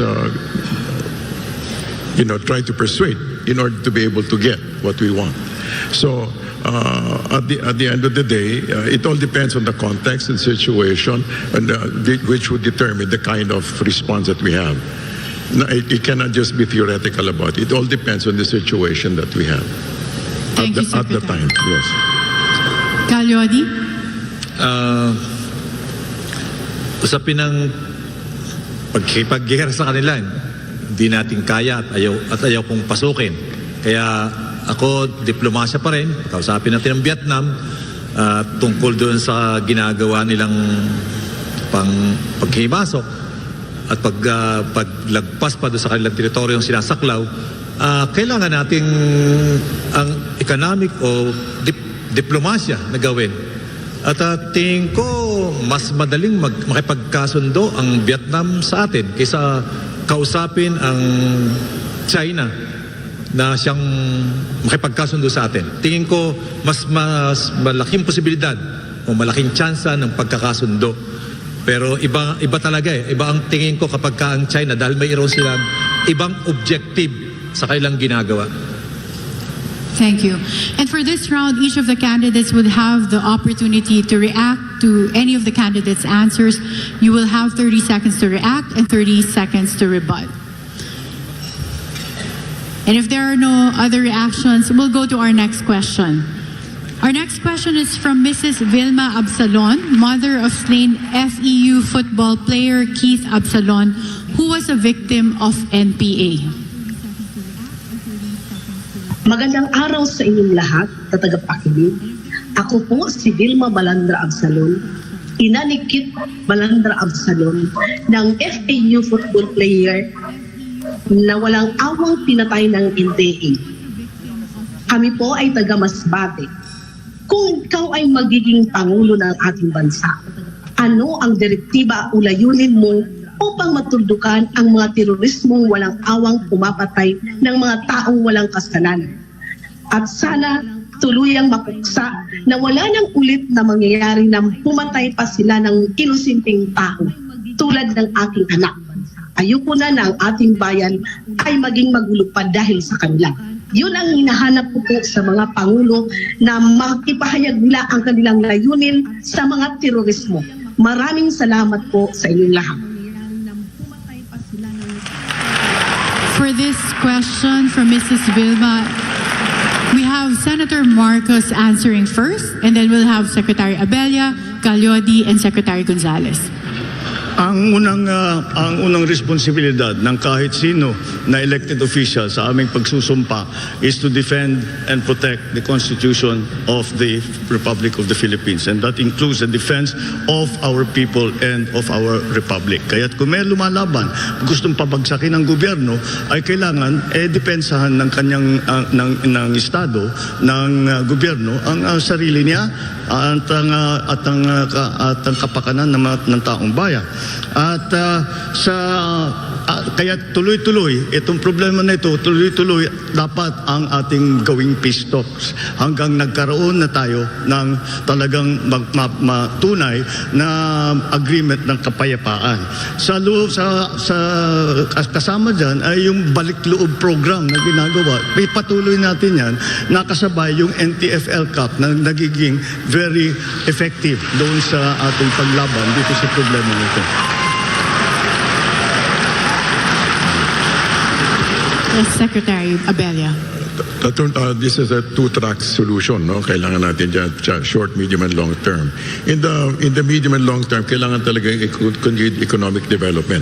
Pangalawa, syempre yung negotiations on the ground, especially lokal, no? Tsaka yung pati katulad ng NTF-ELCAC, dapat magpatuloy din yung kanyang yung mga aspeto na kailangan matugunan, no? Ngayon, ang mahalaga lang din ay katulad para sa ina ay mabigyan ng hustisya and so that there should be swift and efficient and forceful justice regarding the matter. Thank you. Calyodi? Kailangan talaga natin na magkaroon ng isang matinong pag-uusap para mangyari ang peace talk at matigil na itong digmaan sa ating sariling bansa sa pagitan ng mga kapwa Pilipino. Pero i-recognize natin na mayroong revolusyon dito sa ating bansa, may mga pag-aalsa at yung pag-aalsang yan ay resulta ng injustisya sa ating bansa.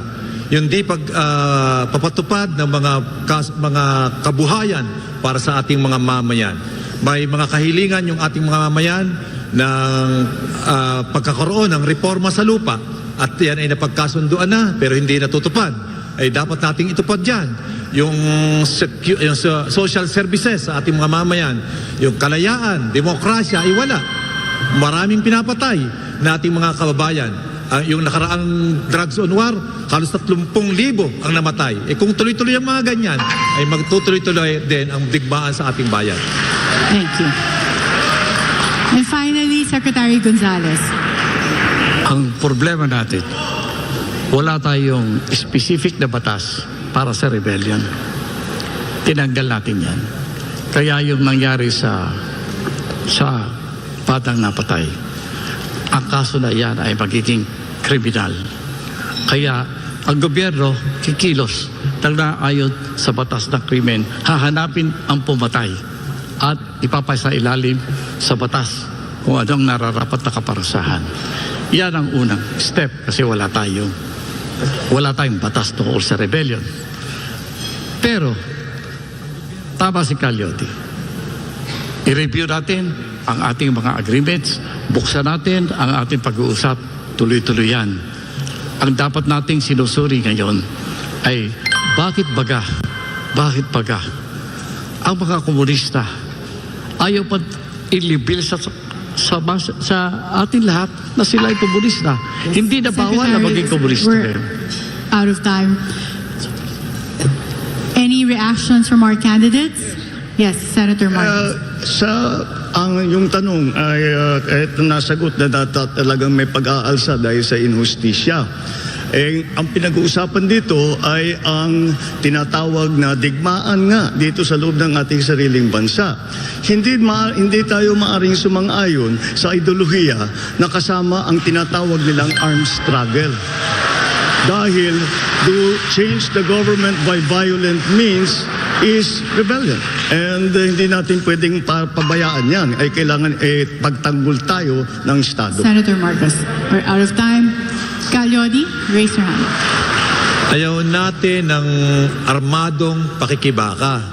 Pero kung patuloy na ginugutom ang ating mga mamayan, kung patuloy na inaalsa ng trabaho at ginagawang kontraktwal ang ating mga manggagawa, ipinatutupad ang rice tarification law na nagpapahirap sa ating mga magsasaka, yung sektor ng serbisyo ay binibigay sa pribado at pinagkakitaan at pinahihirapan ng ating mamayan sa mataas na presyo.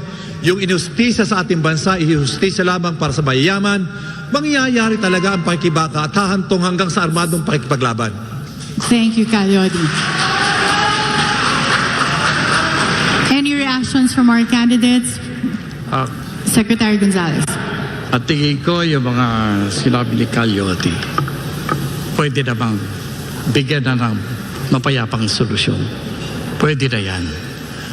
At ang hindi lang nararapat ay pagka tayo ay nagkaroon ng mga hindi pagkakaintindihan na mga bagay na ganyan, gagamit tayo ng dahas. Hindi kailangan yan. Ang pagiging komunista, legal na sa Pilipinas.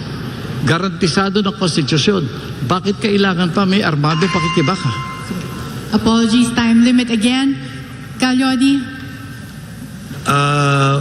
Tingin ko walang tao na gusto mong lumaban ng armado sa gobyerno na full battlefield yung ating gobyerno.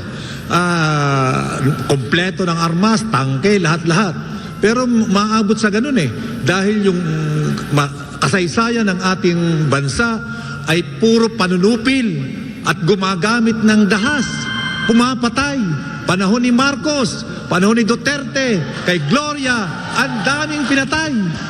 O kaya yung mga tao, anong gagawin para magtanggol sa sarili? Ayaw natin yung ganun. Time's up. Any reaction? Okay.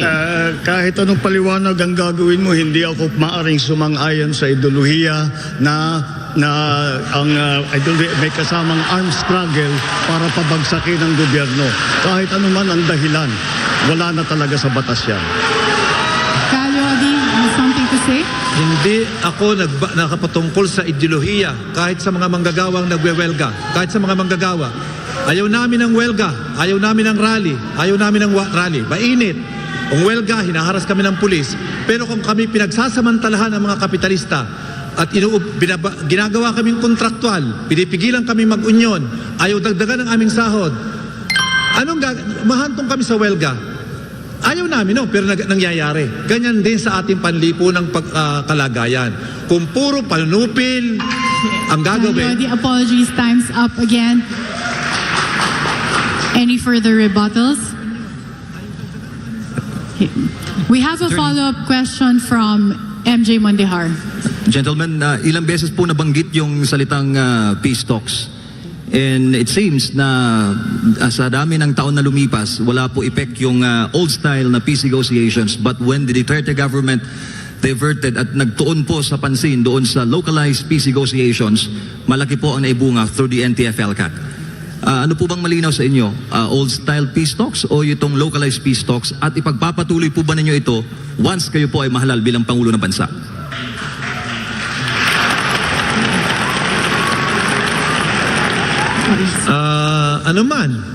National, local peace talk ay dapat nating pasukin para matapos na itong ating problema ng digmaan sa loob ng ating bansa.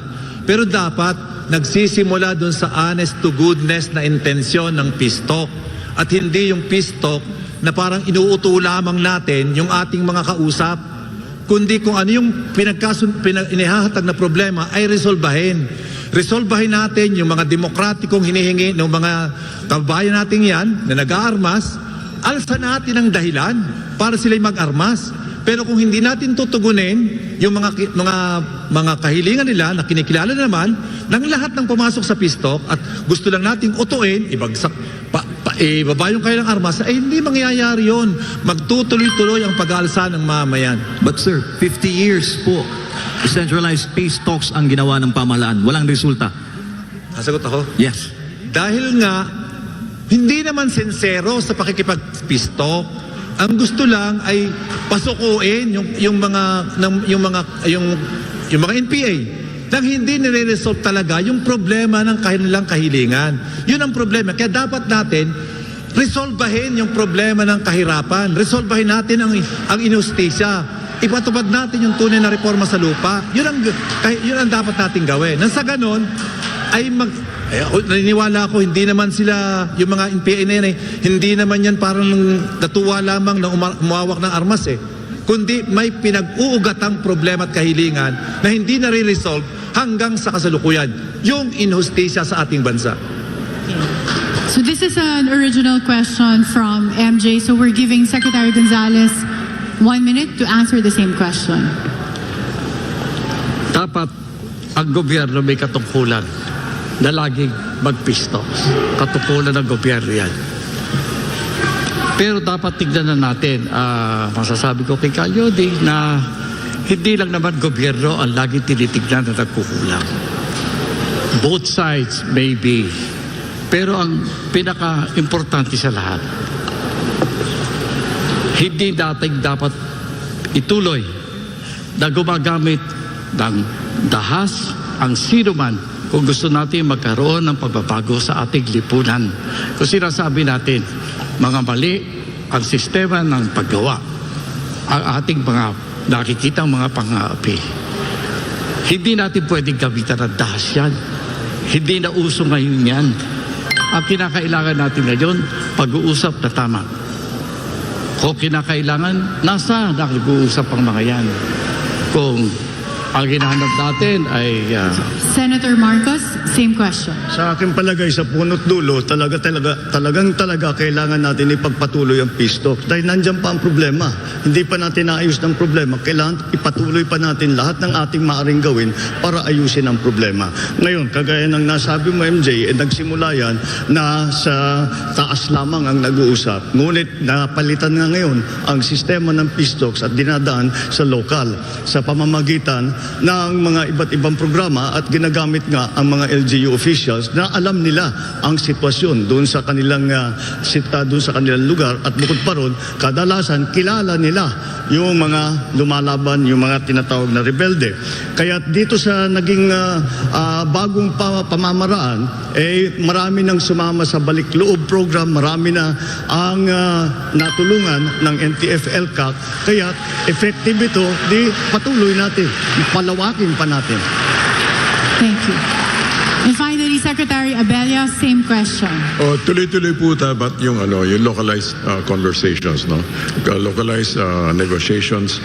At tama din sinabi ni Calio Di Cangina na dapat mapatupad yung mga pangako. Like for example, yung sa land reform, dapat maibigay. In fact, I would recommend debt condonation para mabigay talaga yung properties. Para mabigay yung lupa sa kanila, para hindi lang puro klowas, kundi kanila na talaga. It's theirs to use just as long as it's still used in agriculture. Follow-up, attorney? Follow-up. Okay, MJ has a follow-up question. Para din po sa inyong apat, NTF-ELCAC ba ang solusyon o hindi sa problema natin sa insurhensya? We'll start with Senator Marcos. Hindi lang siguro ang NTF-ELCAC ang magiging solusyon. Wala sigurong iisang solusyon. Kasama dyan ang distribution of wealth, kasama dyan ang pagbibigay ng pagkakataon para sumikat ang isang tao na meron silang oportunidad na mag-aral, meron silang pagkakataon na magkaroon ng disenteng trabaho na maipakain ng kanilang pamilya. Hanggat umabot tayo doon ay siguro naman ang nasa atin pa lang, lalong-lalo na nasa krisis tayo, hindi natin may sasagawa yung kaagad. At umaahon pa lang tayo sa krisis natin, kailangan siguro natin ay talagang ipagpatuloy yung peace talks, ipagpatuloy yung balik loob program, pagpatuloy ang NTF-ELCAC. Ngunit huwag tayong aasa na yan lang ang magsosolusyon sa lahat ng problema natin. At marami pang malaking social problems na kailangan tugunan. Thank you. Secretary Abella, Calyodi, and then Secretary Gonzales. Ang solusyon talaga is economic justice. No, dapat mabigyan tugon at magawa nga tulad ng sinasabi natin, agricultural powerhouse na dapat matugunan yan para magkaroon talaga ng trabaho, opportunities, tsaka kasama na rin dyan yung education ng mga kabataan.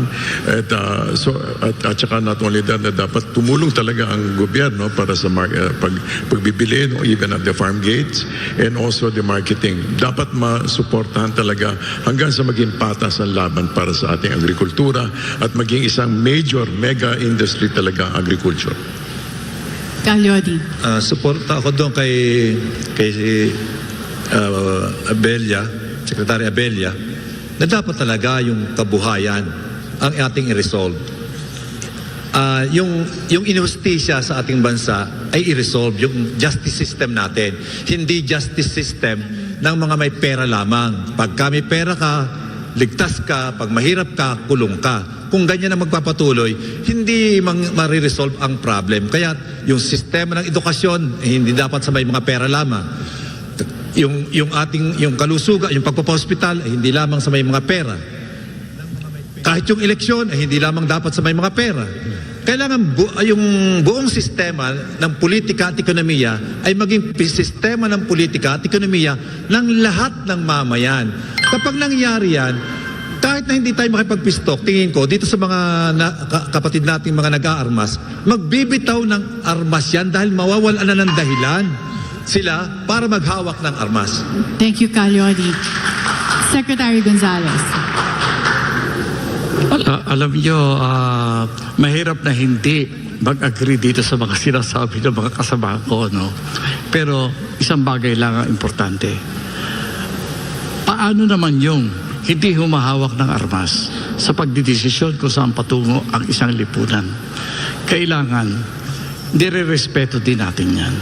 Para magawa yan, dapat sa lipunan natin, magdesisyon na tayo. Huwag tayong papayag na ang mga usaping panglipunan ay gagamitan natin ng dahas. Kailangan demokratikong pamamaraan ng ating patutupad yan. Hindi tayo dapat na gumamit ng puwersa para kumbinsihin ang ilan. Sa ating lipunan ngayon, may mga kilusang politika na ang fundamental na strategy o pamamaraan ay true arms struggle. Kailangan mabago yan. Thank you, Secretary Gonzales. Attorney, last na lang, follow up. Last, in this matter. Are we? I'm going to clarify this because, okay, yes, we were supposed to go on a break, so I hope, gentlemen, that you're good. No need for water. Okay. MJ. Recently, dineklara po na ang pamahalaan na teroristang grupo ang CPP, NPA, NDF. Sa inyo pong apat, kaaway niyo po ba o hindi ang CPP, NPA, NDF? Kaibigan ba o kaaway? Okay. We'll start with Secretary Abella, and then Calyodi, Secretary Gonzales, and then Senator Marcos. Kung considered na terrorist group, hindi siya kaalyado. So, we need to find out a way na, kumbaga, hiwalay siya at hindi dapat umusad yung ganong klase movement. On the other hand, dapat matugunan ang kanilang mga complaints. While the group itself, we don't consider them allies, but technically they're enemies of the state.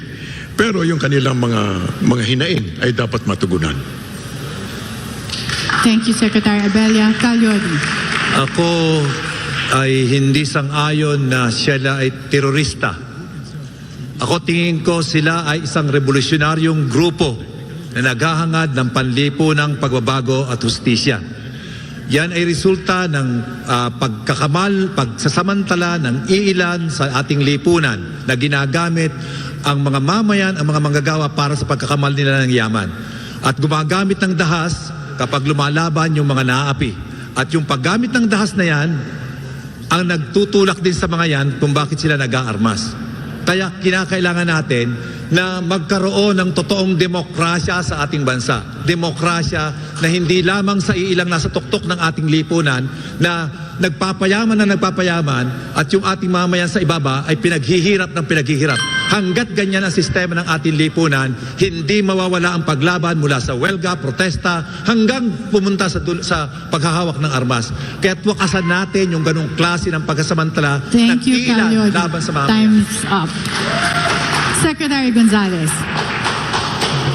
Sorry, ako kaaway. Pero wala tayong batas na nagdi-define kung paano natin titignan o bibigyan ng solusyon ang ganitong klaseng kaaway. Wala tayong batas tungkol sa rebellion. Kailangan magkameron ng maging maayos ang usapan dyan.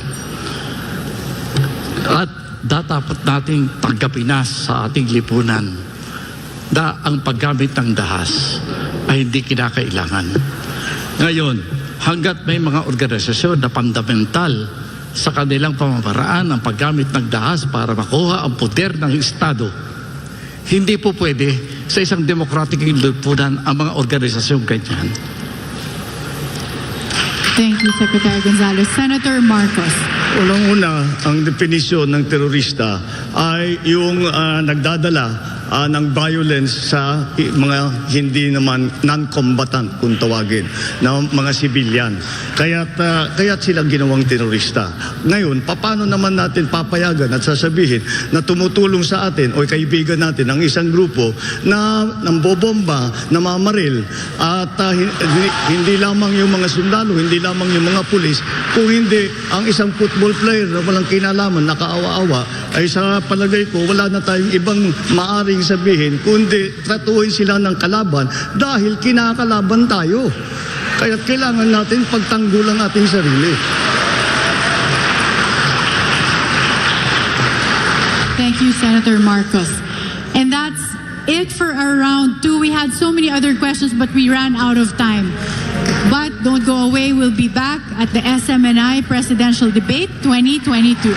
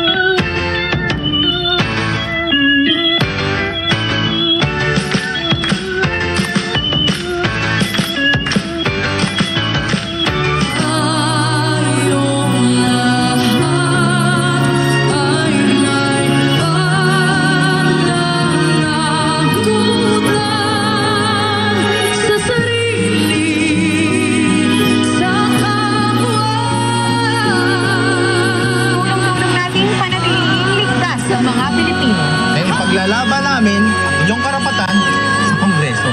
Frontliners, kayo ang bida. Maharlika Party List, trabaho at negosyo para sa lahat. Ipaglalaban ang kapakanan ng mga katutubo. May tulong at ayuda sa pandemya. Maharlika Party List, kasanayan, kabuhayan at kaunlaran. Number 153 sa Balota. Political advertisement before and by Maharlika Party List. UNITEAM A second floor Roundland Building, EDSA corner, Mother Ignacia Avenue, South Triangle, Diliman, Quezon City. Ang bawat dagok ng buhay ay gagaan kapag may isang senador na laging handang tumulong sa iyo, kasama mo sa hirap man o ginhawa. Noon at hanggang ngayon. Maraming salamat po, Senator Mig Zubiri, sa pagdamay mo sa oras ng aming pangangailangan. At aalalay sa iyo sa pagsalubong sa bagong bukas. The most kind senator that I know in the Philippine Senate. Senador Mig Zubiri, trabahador nyo sa Senado. Dante Marcoleta po, para sa pantay na batas at tuwid na landas. Iisa ang aking adhikain. Mayaman ka man o mahirap, walang dayaan, walang lamangan. Alisin na natin ang sistema ng palakasan dahil ang tunay na daan sa pagbabago at pagbangon ng lipunan ay disiplina at paggalang sa batas. No one, yes, no one is above the law.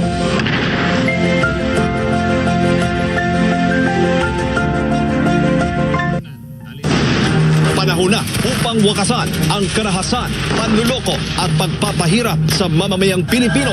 Now we will bring peace to the communities, no longer as CPP, NPA, and DF cadres, but partners for nation building. Mga dating rebelde at kadre ng komunistang teroristang CPP, NPA, NDF na nagbalik loob sa pamahalaan, ngayon kasama na ng taong bayan. So our agenda is real and true peace sa mga pamayanan ng magsasaka, magbubukid, katutubo at mga manggagawa na lahat ay in-infiltrate namin nung kabataan pa namin bago kami mapunta sa NPA. Ang totoong titindig para sa kapakanan ng bawat sektor ng lipunan. Dumating na ang makasaysayang oras na may titindig para sa boses ng lahat ng sinira ng mga komunidad at sektor ng CPP, NPA, NDF at tatapusin na natin ang kanilang mga pakikipagsabwatan. Para sa kapayapaan, pamilya at sambayanan. Abante Sambayanan, number 175 sa Balota. Begin your day with shine. Shine with health. Shine with youthfulness. Shine with 24 Alka White. Contains L-glutathione, Camellia japonica, collagen, and sodium ascorbate that moisturizes skin and provides antioxidant protection. 24 Alka White and 24 Alkaline C exclusively from MCOR.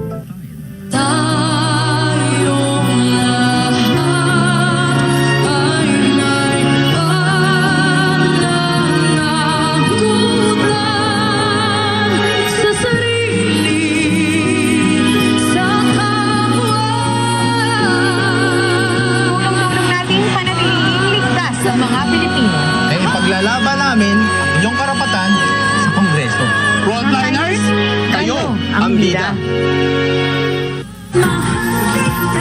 Maharlika Party List, trabaho at negosyo para sa lahat. Ipaglalaban ang kapakanan ng mga katutubo. May tulong at ayuda sa pandemya. Maharlika Party List, kasanayan, kabuhayan at kaunlaran. Number 153 sa Balota. Political advertisement paid for and by Maharlika Party List. UNITEAM A second floor Roundland Building, EDSA corner, Mother Ignacia Avenue, South Triangle, Diliman, Quezon City. This portion is brought to you by MCOR Re-Improve Lives, Frontliners, ikaw ang bida party list, and Maharlika Party List.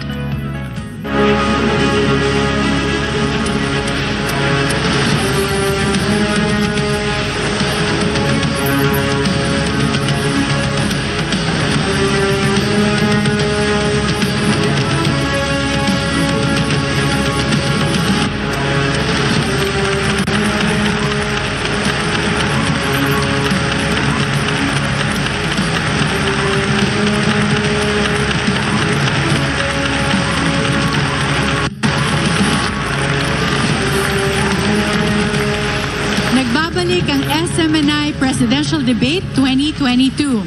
And this is our third and final round. And at this round, we'll have the panelists asking questions again from our candidates.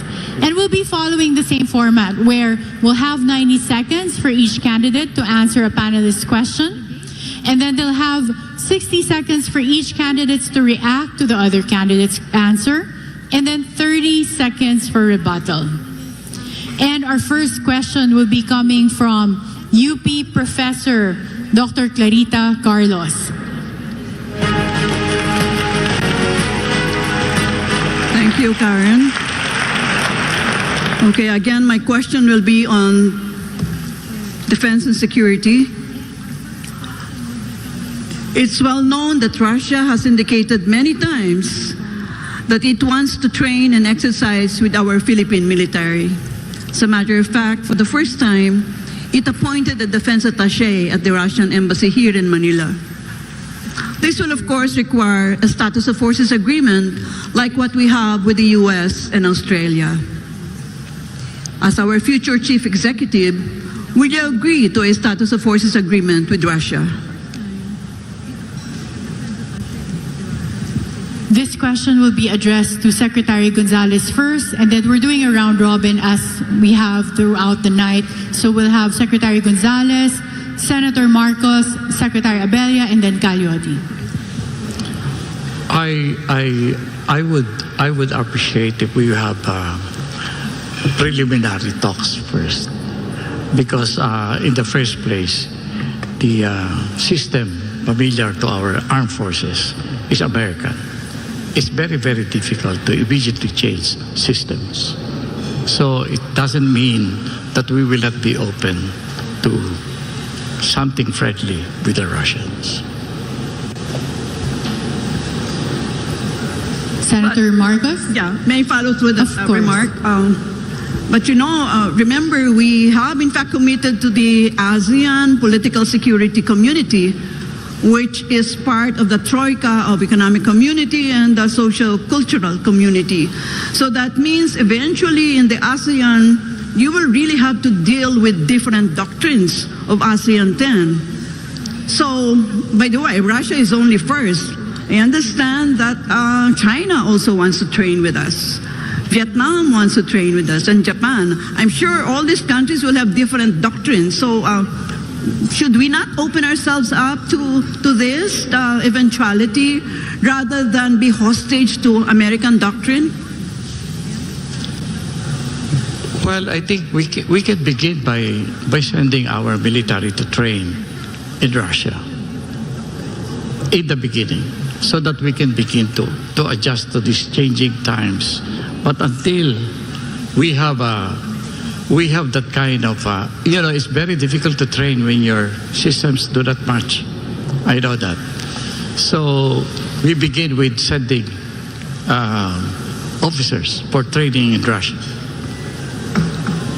Thank you. Thank you. Senator Marcos.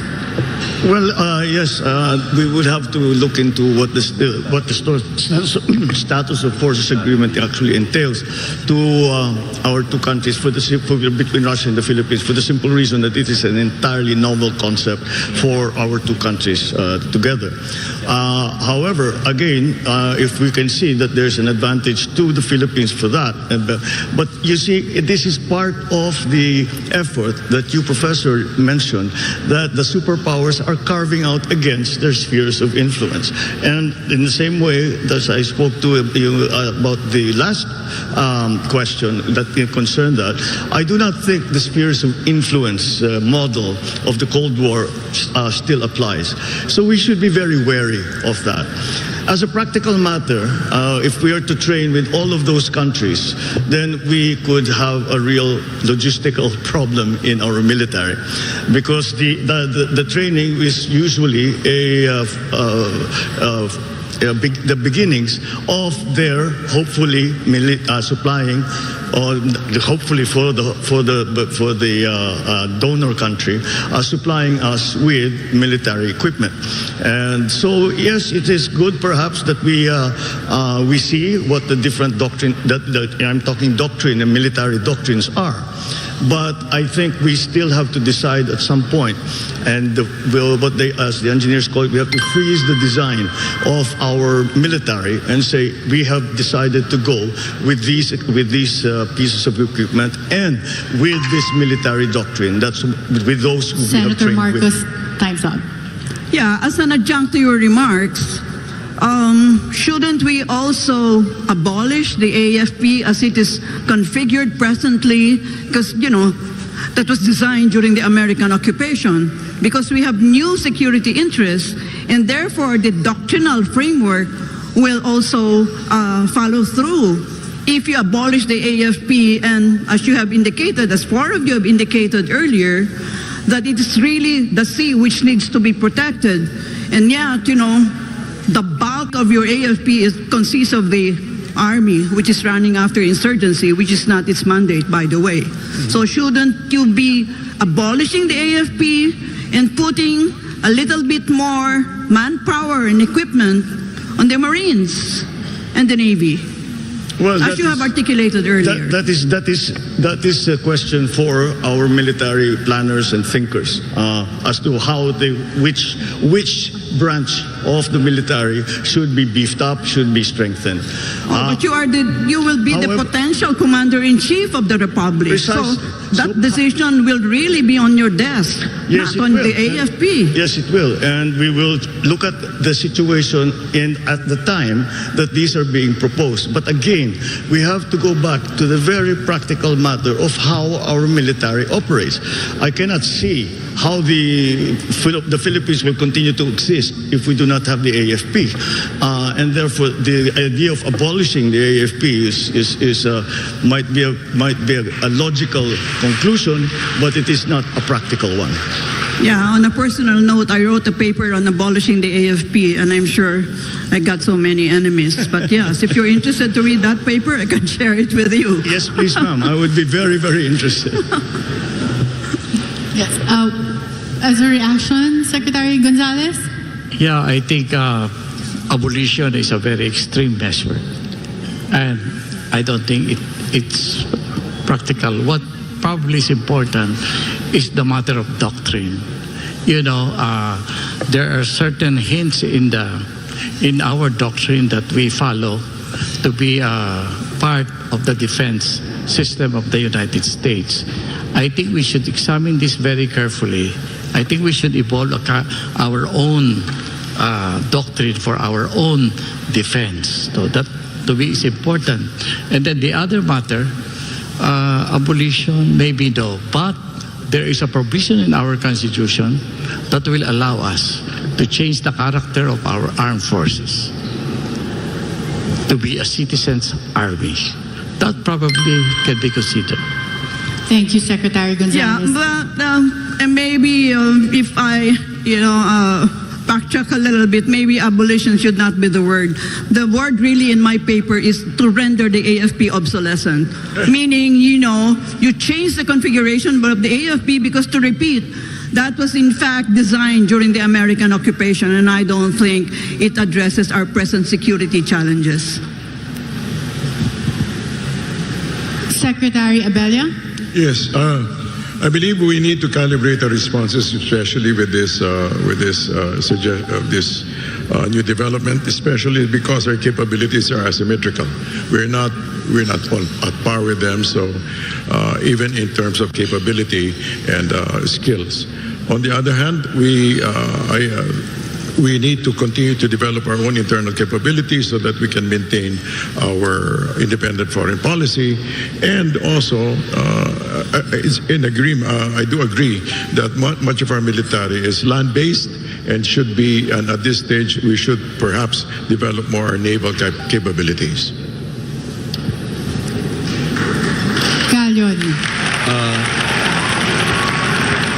Katulad ng aking sinasabi kanina, ako yung nag-i-stick doon sa aking tindig na dapat ay maging independent tayo. At huwag tayong, lalo na sa usapin ng military, na parang preparation for war, ay huwag na tayong makisangkot dyan. Malayo, hindi na natin kayang makipagsabayan sa kanila, malayo na tayo. At isa pa, yung gera ay wala tayong mapapala dyan. Ang makikinabang lang dyan ay mga korporasyon ng mga gumagawa ng bala at ng armas. Sila lang ang laging kumikita every time na magkakagera. Kaya sila yung laging nag-uudyok ng gera. Masang kung magkakaroon man ng gera, ang ating pagigigirahin na yung problema nating kinakarap sa klima, na meron tayong climate emergency ngayon. Doon lang natin hayain ang iba't ibang bansa, iba't ibang bansa sa mundo na itong ating harapin, yung krisis sa klima at yung krisis sa kabuhayan ng buong mundo, yung kagutuman, at huwag yung parang pagpapalakas ng armas natin para sa paghandaan ang pakikipaggera sa iba. Talo tayo dyan, walang nananalo dyan. Kundi ang nanalo dyan, ulitin ko, yung mga korporasyon ng mga gumagawa ng bala at armas. Sila ang masaya dyan. Tayong mamayang sa mundo ay malungkot dahil giba, wasak ang ating ekonomiya at kabuhayan. Thank you, Calodi. Professor Carlos, I can see you looking at me. Is there any follow-up question? Well, gusto kong tanungin si Calyodi kung hinila ng Amerika ang paa natin dahil in-invoke niya ang Mutual Defense Treaty dahil hindi mo pa siya in-scuttle. Ano magiging reaction mo bilang Commander-in-Chief?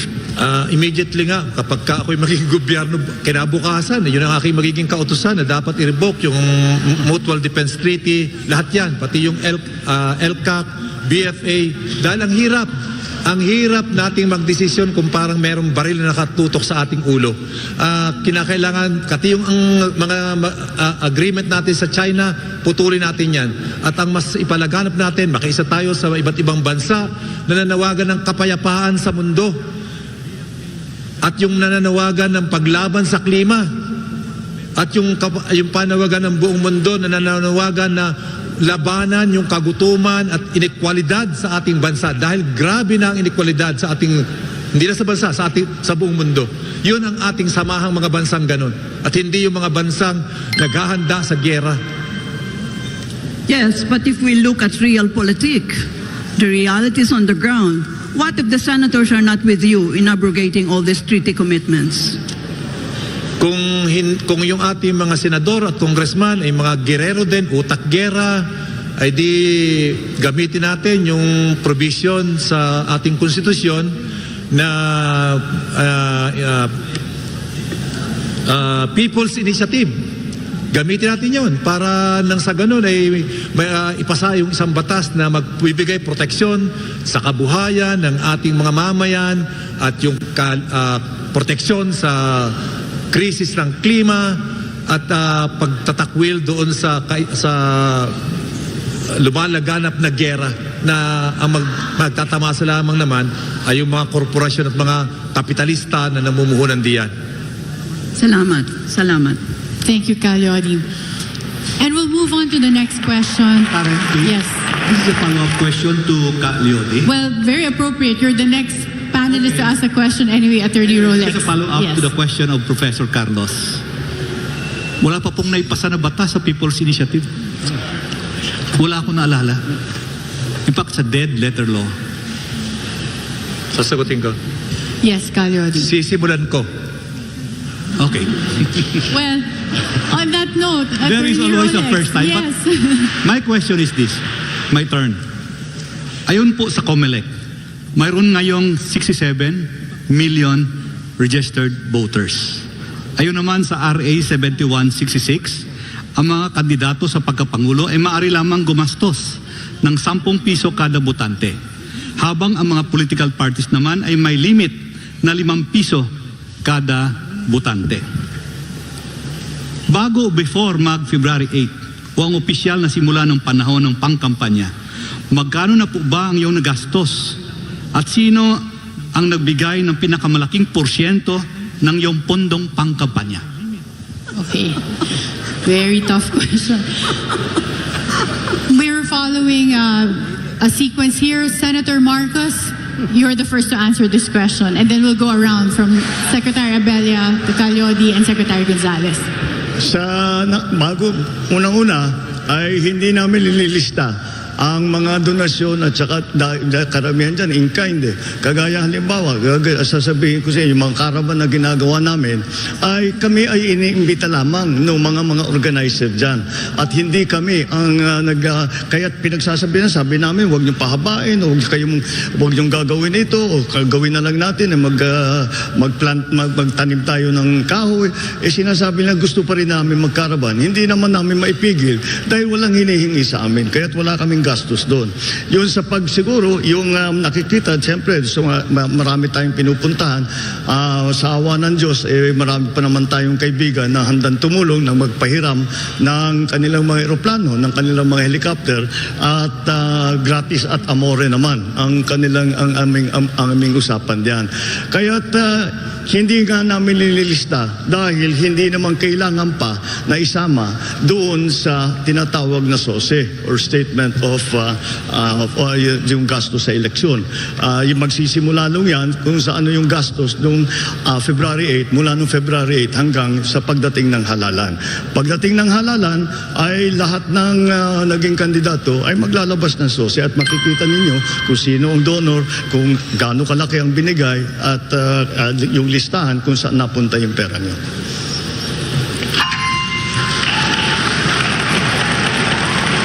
Any follow-up question? Well, my follow-up question will be common to all. Okay. So I think I Secretary will go Gonzales through, wanted to say something. Any reaction? I'm sorry? I missed that. No, I think Secretary Gonzales wants to say something. Me? Yes. Sorry, did you want to react, Secretary Gonzales? Hindi naman, na-amuse lang ako. Kasi Okay. So kita-kita in the interest of laki-laki na ginagastos. In the interest of time, we'll have... Then I have a follow-up question because I thought you wanted to speak. Okay. My follow-up question is, simula nung February 8 or 7 days ago, magkano na po ba ang inyong nagastos? Balak mo bang limitahan ang inyong gastos after February 8 sa nakatakda sa RA 7166? Dideklara mo ba sa Statement of Contributions and Expenditures or SOSE ang tamang amount? Bakit o bakit hindi? Natural na kailangan yun sa SOSE, magbubuo kami ng SOSE. Ngunit nga sa ngayon ay hindi namin magagawa dahil nagsimula pa lang. at hindi pa maliwanag kung saan gagastusin kung ano mang pera ang naibigay sa amin o nahawakan namin o sa partido at saka sa kandidato. Kaya sa ngayon ay wala pa yung impormasyon na yan kaya hindi pa maibibigay. Yang sose na yan ay mabubuo lamang pagdating na ng halalan at maliwanag na kung ano ang nangyari sa nakaraang 3 buwan, kung saan nanggaling ang aming ginagastos at kung saan napunta yung perang yan. Kung magkano ang binigay ng bawat contributor, yan ang mga requirement na sose. Kaya ilalabas natin lahat yan. Well, Senator Marcos, as we speak, can you give us an estimate? Pwede mo ba kaming bigyan ng estimate kung magkano na po ang ginasto nyo as of today, sa ngayong araw? No, I cannot because I'm not following it. Hindi ko sinusundan dahil unang-una, wala kaming accounting ng before February 8 na tsaka since February 8. Kaya that data is just not available. Hindi namin binubuo yan. Ang aming binabantayan ngayon, ang gastusin mula nung February 8. Karen, is it in order for me to ask my colleague here to elaborate on that question? Because I'm a stupid person, so I don't know the details of this RA that he talked about. Okay. Well, sorry. Because when I investigated this and wrote a book on political parties and elections, Rolex, I noted that some people, because they don't want a money trail, a paper trail rather, will put the money in bayongs, and just give it to you, Rolex. Ito yung ano. So, dyan ba sa RA na sinasabi mo, yung ganyang mga pagbibigay ng salapi, hindi matitrace, di ba? Well, bilang po yan sa umpisa ng campaign period, which started last February 8. But before that, hindi bilang. Yeah, but only a stupid person will report na nakakuha ako ng milyon dyan sa bayon, di ba? That's what I'm saying. Well, I think that's why there's a law. They're requiring... Karen, hindi ko inaapi to kasi estudyante ko to eh. Professor ko eh. Kabukuhan na. Okay, so that's the same question that we have. Are you going to react po, Calyoni? Yes. Tansya ko magkakahirapan talaga na magkaalaman o magkaaminan kung magkano talaga ang gagastusin ng mga politiko. Dahil gagawa nila ng paraan yan, kahit napakalaki ng ginastos, ay i-eksakto niya yan, gagawa ng paraan para pumasok doon sa kung ano lang yung allowed. No? Pero huwag na tayo magbulahan dahil tingin ko ay sobra-sobra ang ginagastos ng mga politiko na sa bawat eleksyon. Kaya nga, ang aking mungkahi dyan para matigil yan, ay dapat ang gumagastos sa pagpapakilala ng politiko na tumatakbo ay gobyerno. Dahil gobyerno naman ang naghahanap ng tamang leader na pupwesto sa pamahalaan. Dapat ganun hindi na yung mga individual. Dahil pagka-individual, ang gagastos ay talagang ang ating eleksyon sa Pilipinas ay magiging eleksyon lamang ng mga bilyonaryo o kung hindi naman ay ang mga kandidato na sikat na susuportahan ng mga bilyonaryong korporasyon. Yun ang mangyayari. At yan ang nangyayari sa ating bansa ngayon. Kaya ngayon lamang nangyari na may Leody de Guzman na tumakbo bilang presidente mula sa halin ng mga manggagawa. Kasi hindi mangyayari ang totoong demokrasya kapag ka individual ang pinabagastos. Kasi talaga namang bubuhusan ng pondo at magkakaroon ng malaking gastusan sa eleksyon. Thank you, Calyoni. And we'll go back to the question. That was a reaction from Calyoni. We'll go back to the same question from Attorney Suplico that is now addressed to Secretary Abella. Right. Most of our expenses have been done by volunteers. So they give in kind, they give this. So wala talaga kaming number. And if there's anything at all, it's really just, they give you t-shirts, they give you, hindi siya, kumbaga, at the end of the campaign period, there will be an accounting definitely. Pero most of it, wala kaming malalaking backer, wala kaming malaking makinarya in fact. So basically, it's all volunteers. Thank you. No more questions. No reaction. Okay, Calyoni. Imposible ako may pinakamalaking ginastos dito. Pero tiyak ako na wala pa doon sa kahit sa minimum. Hindi ko kayang ang 350,000 na billboard sa EDSA na isang buwan. Hindi ko kaya yan. Hindi ko kaya ang 800,000 na isang labas sa TV ads sa 15 seconds. Hindi ko kaya yan. At hindi ko rin kayang gumastos ng mga poster sa mga baybay daan. Hindi ko kaya yan. May kaya lang yan ay mga bilyonaryo at milyonaryo. At saka yung supporter ng mga big business sa ating bansa. At yan ay isang open secret naman sa ating eleksyon na laging yung mga malalaking negosyante ay nagpopondo doon sa mga sikat na kandidatong gusto nila ipananalo. Thank you. And finally, Secretary Gonzales, same question. Kalyodi, hindi ka nag-iisa ha? Pareho tayo. At kaya ako nagpapasalamat sa SMNI kasi binigyan tayo ng pagkakataon. Binigyan tayo ng pagkakataon na maipakita ang programa at ang uri ng pamumulitika na gusto nating ipakita sa ating mga mamamayan nang hindi gagastos ng milyon-milyon. Alam naman natin, hindi pa nagsisimula ang kampanya, bilyon na ang naubos ng ibang mga kandidato. Tanggapin natin yan, huwag na natin ilihim. Totoo yan. Nag-intay kami ng February 8. Nag-iintay kami ng mga magagandang offer na makarating man lang sa sambayanan. Tama ang proposal ni Calyodi. We need a law on political parties which also include, malaking katipiran sa bayan kung ang gobyerno ang gagastos sa ating eleksyon. Tandaan natin, ang mga ibinibigay at ginagastos sa eleksyon, babawiin. Lugi ang mamamayan. Thank you, Secretary Gonzales. I can see Professor Carlos raising her hand. Any follow-up questions, Professor? Well, susog lang dun sa tinuran ni Bert Gonzales at saka ni Leody de Guzman, no? Actually, yung gusto niyong proposal that the government will pay for your radio, TV time, and your tarpaulins, etc., that can only happen when you shift our parliamentary system, where the political party becomes the pivot of our political life. Outside of that, talagang kailangan magkalkal ka ng sarili mong salapi. And you know the implication when you do that, diba?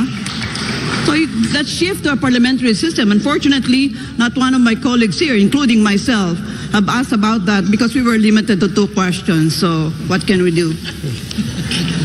So we'll contribute more questions. There's also a limit here. We have a reaction from Secretary Gonzales. Kung pakikinggan nyo naman po, kung iaalalahanin nyo yung aking beginning statement, yan pong sinasabi ko. Ang sakit ng politika at pamumulitika dito sa atin, dapat tignan ng pagbabago, maybe charter change, so that we can think of the parliamentary system. Kung gusto natin ng autonomous regions, yan po ang nakita ko din. 10 taon ako naglingkod sa gobyerno. Ang nakasisira ng ating kinabukasan, ang pamumulitika natin. Thank you. And we have a reaction from Senator Marcos. Idadagdag ko lang sa that the professor said na dapat parliamentary system, dahil pag parliamentary system, multi-party system, ang partido ang talagang namumuno at talagang nagpapatakbo ng halalan para sa kanyang mga kandidato. Idadagdag ko na rin doon, baka yung two-party system doon. Dahil pag two-party system tayo, partido talaga. Pag sinabi, nung dati LP, NP, may machinery sila. May talagang machinery, sila ang gumagalaw at sila ang nagdadala sa kanilang mga kandidato. Kaya siguro, dapat nating tignan kung paano, kung nais natin iwasan itong sistema natin na 10 pesos per voter, 5 pesos sa partido, ay kung nais natin maiwasan yan, patibayin natin ang bahagi na ginagampanan ng ating mga partido sa mga halalan. Yeah, you're absolutely correct, If any candidate does not have any political party behind him or her, whatever promises you make, That's just saliva. I don't know, because it's the political party which will make things happen. Diba? Yes, ma'am. Absolutely agree. Secretary Gonzales was raising his hand for a reaction. Well, yan nga po ang sinasabi ko eh. Kailangan may batas tayo tungkol sa political parties. At hindi yung dalawang partido lang. Pwede naman po maraming partido. At kung mag-uusap-usap, magkakaroon ng alliances. Sa parliamentary system, pagbubuo ng gobyerno, nabubuo ang gobyerno sa pamamagitan ng pag-uusap ng iba't ibang partido, malaki at maliit. Nang sa gayon, ang mga issue, ang mga programa na ipinaglalaban ng bawat sektor na isasali sa usapan sa loob ng parlamento. Kaya hindi po kailangan na alisin natin ang multi-party system. Pwede tayong maging matibay na ang political environment natin kahit maraming partido. Thank you, Secretary Gonzales. And this was really a very interesting set of questions. And for now, we'll have to take a commercial break. But don't go away, because we have our last two panelists asking questions from our candidates. So we'll be back here at the SMNI Presidential Debate 2022.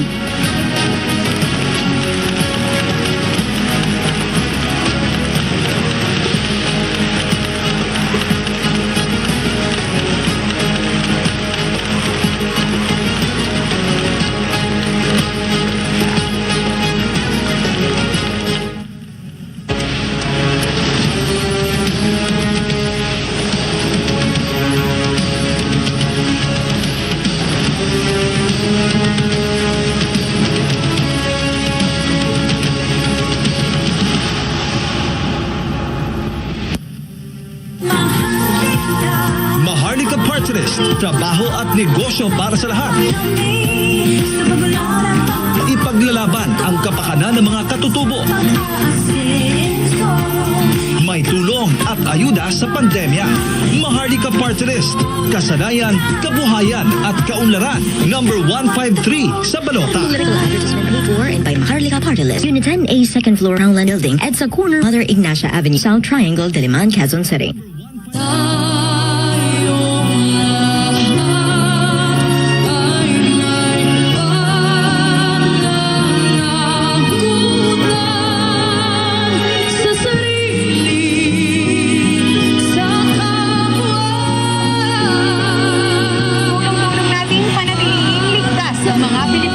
Ipaglalaban namin inyong karapatan sa Kongreso.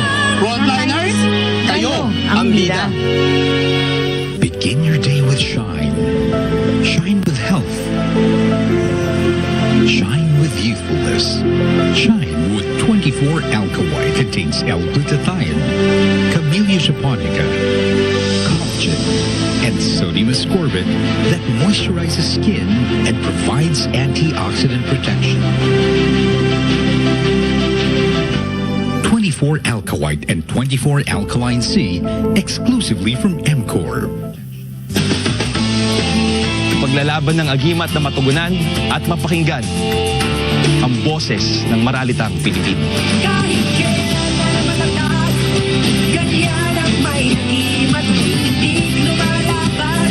Layunin ng agimat ang maitaguyod ang panlipunang pagbabago para sa kapakanan ng masang Pilipino. Pilipino ako, may agimat ako. May agimat ang lahi kong ito. Ringo Honasan po. Sa pagbangon ng mga Pilipino, saludo ako sa mga taong patuloy na humaharap sa hamon ng pagbabago. Bilang sundalo, tinataya kong aking buhay para sa ating kapayapaan.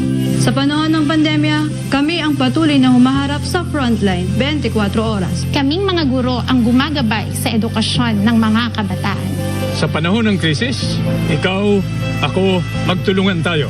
Ringo Honasan po. Saludo ako sa Pilipino. Ang bawat dagok ng buhay ay gagaan kapag may isang senador na laging handang tumulong sa iyo, kasama mo sa hirap man o ginhawa. Noon at hanggang ngayon. Maraming salamat po, Senator Mig Zubiri, sa pagdamay mo sa oras ng aming pangangailangan. at aalalay sa iyo sa pagsalubong sa bagong bukas. The most kind senator that I know in the Philippine Senate. Senador Mig Zubiri, trabahador nyo sa Senado. Introducing your Keto Life, your bulletproof in an instant. With MCT oil powder, grass-fed butter powder, collagen, L-carnitine, stevia, and prebiotic fiber that boosts your energy and metabolism for weight loss, mental clarity, fat burning, meal replacement, and disease prevention. Also available in Choco Mix, Keto Life, your Keto Life by MCOR.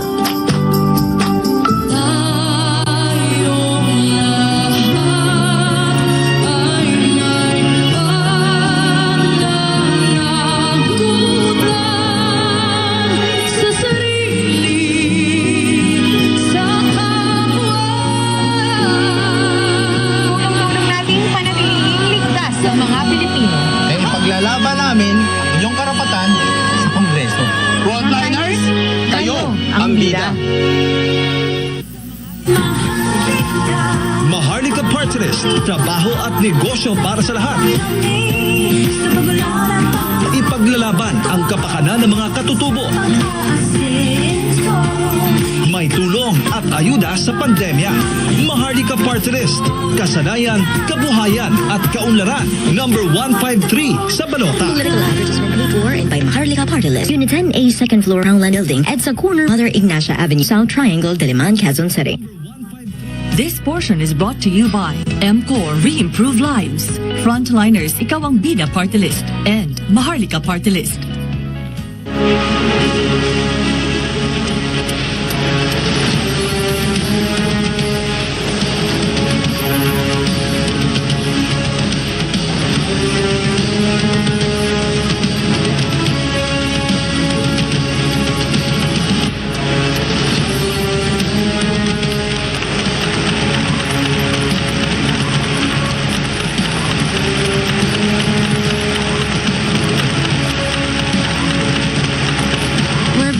The SMNI Presidential Debate 2022. And thank you to everyone who have been staying with us this whole evening. We're down to our last two panelists' questions. And our next question is going to come from the Chairman and CEO of the Manila Times, Mr. Dante Klink Ang II. Mr. Ang, your question, please. Thank you. I'd like to turn your attention now to education, which I believe is relevant in preparing the country to compete in the future. Mostly, the initiatives in this sector included raising the salaries of teachers. But what is not mentioned in the policy work is that these increases favor only those in the public school system. In fact, the private education system has suffered unintended consequences involving mainly the migration of teachers from the private to the public sector. This is an added strain on the private schools, and it imperils the jobs of hundreds and thousands of teachers, administrators, and other employees. They have been reminding lawmakers and policymakers that the 1987 Constitution recognizes the complementary roles of public and private institutions in the educational system, according to Article 14, Section 4, Subsection 1. My question is, as President, how will you execute the constitutional provision on complementarity in education so that we have a stronger educational system built on a true-to-form public-private partnership? And the first candidate to answer that question would be Secretary Abella, then we'll have Calyodi, Secretary Gonzales, and Senator Marcos. I'm familiar with the problem because we run a secondary school. And that's true that, many of them just leave. Now, offhand, what do you do? But basically, I think what we could do is if we could provide, for example, certain if government could actually provide private schools with additional benefits and leeways in terms of in terms of support, not necessarily direct rollouts, but actually, for example, what do you call it? Holidays, tax rebates, rebates along that line. But definitely, it's something that needs to be attended to, and it's something that has to be responded to as soon as possible, and basically, it should be considered as a top priority. Thank you. Thank you, Secretary Abella. Calyodi, same question. Mas talaga ang dapat gawin ay mas magbigay talaga yung gobyerno ng mas mataas na atensyon dito sa sektor ng edukasyon. At dapat hawag niyang buong-buo na talagang ipinagpapaubaya doon sa private magre-resulta ito ng maraming problema para doon sa ating mga mag-aaral. Turing natin na importanteng sektor ito na yung edukasyon at yung responsibilidad talaga ng gobyerno natin itaas to the maximum na akuin niya yung responsibilidad na tiyakin na yung sektor ng edukasyon natin ay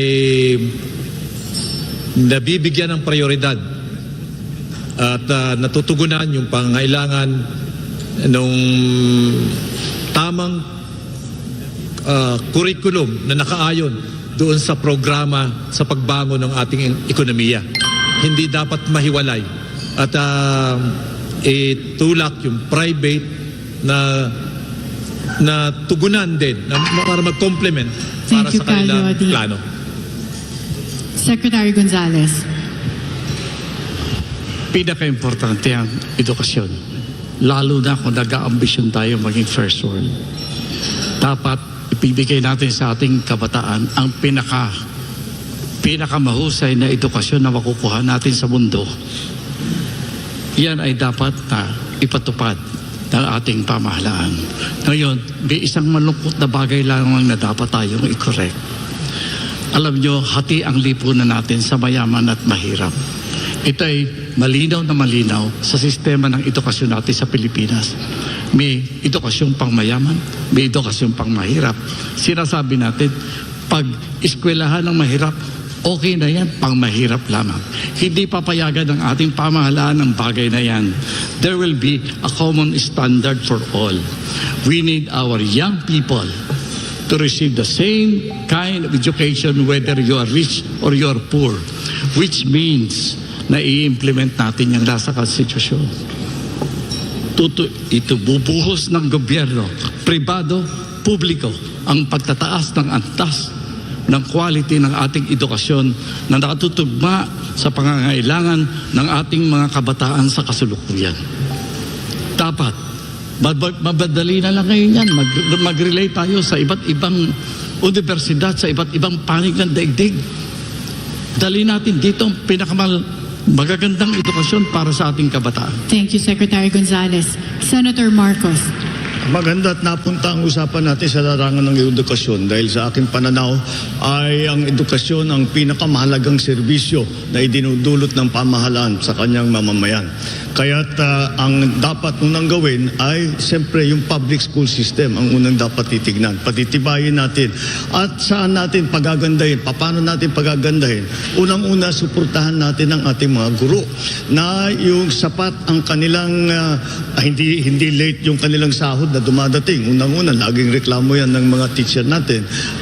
Pangalawa, lahat ng benepisyo na nasa batas ay maibigay natin sa kanila nang sa ganun, hindi nila kailangang isipin kung paano paano nila papakainin ang kanilang sariling pamilya, at ang iniisip lamang nila kung paano sila magtuturo para pagandahin ang magiging kinabukasan ng ating mga kabataan. And sa bukod pa doon ay yung mga facilities. Kailangan yung silid-aralan ay paramihin natin, yung mga supplies na binibigay natin sa ating mga public school ay paramihin natin, pagandahin natin lahat ng mga materyales na ginagamit, at sa ganung paraan ay ang mga teacher natin kailangan natin suportahan, hindi lamang sa financial na suporta, kung hindi sa pag-aaral, sa pag-refresher course, para sila ay talagang tinuturo nila ang pinakabago at ang pinakatama na dapat turuan sa mga bata ngayon. Thank you, Senator Marcos. I think Secretary Abella has a reaction. Gusto ko lang po dagdagan na, for example, kasi ang pinag-uusapan po natin dito yung support to private schools, right? Kung pwede magbigay ng paluwal ang gobyerno, lalo na sa mga private schools, lalo na pag sila mag-i-specialize sa science, technology, and the sciences and the sciences. So kung pwede po sana natin bigyan silang paluwal, suporta paggawa ng mga laboratory, suporta paggawa ng mga research ng mga teachers, mga guro. And then, meron meron ding kontrata, some sort of covenant, na ano may makuha doon should be shared, no? Should be shared. Basically, it should be, dapat na share. For example, research, science, ganun. Dapat na share sa business so that it becomes part of the public treasury of knowledge. So kumbaga, para yung tinatawag natin na complementarity ay dapat matutugunan, lalo na by supporting private schools, especially those na talagang pumupunta sa science, ini-emphasize nila science. Thank you, Secretary Abella. Thank you. Mr. Ang has a follow-up question. Yes, Secretary. I think one of the existing programs now is the voucher system, given directly to students, allowing them to choose whether they enroll in a public school or a private school. The problem, however, is that some say that the voucher system does not go far enough, and even the amounts of the vouchers themselves require public schools to charge a top-up fee just to meet their cost if they are to offer the available programs that they have. So would you, as President, look into that as a possible solution so that there will be competition, a healthy competition between public and private schools on quality, and let the students choose? I would do that. I would do that, especially katulad doon pero tama kayo, yung voucher system kulang talaga yon, no? Kulang talaga siya. Kung pwede dagdagan. On the other hand, basta't pwede naman taasan yung pinamimigay, basta't lang yung resulta, no? Magiging resulta should be made publicly available so that nagiging kasama sa ating public treasury of knowledge. Yun po. Yes, may I? Senator Marcos? Yes. Senator Marcos. Sa palagay ko, kahit anong voucher system ang gawin natin, magiging laging kulang yan. Kaya sinasabi ko, unahin natin ang ating public school system. Ngayon, paramihin natin ang ibinibigay ng pamahalaan na scholarship para yung mga deserving, yung mga napakasipag at napakatalino at napakatalented ay mabigyan ng pagkakataon na makapunta sa kahit anong eskwela. Hindi lamang dito sa Pilipinas, marami tayong scholarship programs na nanggagaling sa iba't ibang ahensya ng gobyerno. At sa ganung paraan din, maaari nating i-encourage, sabihin natin, kailangan natin ng agronomist. Di gumawa tayo ng scholar maglabas tayo ng maraming scholarship fund para sa mga agronomist. Gusto natin na paramihin ng ating engineer. Ganun din. Kaya siguro, yan ang maaari nating magawa para bigyan ng pagkakataon ang nanggaling sa public school na makapag-aral sa mamahalin na private school. Senator, I'm not sure if you're familiar with a study commissioned by COCOPEA. This is the Coordinating Council of Private Education Associations of the Philippines. They did commission a study around 2020 where the results were the returns on investment by private schools resulted in higher returns than the investments in the private educational system. So in a sense, there's private capital being invested for a public good.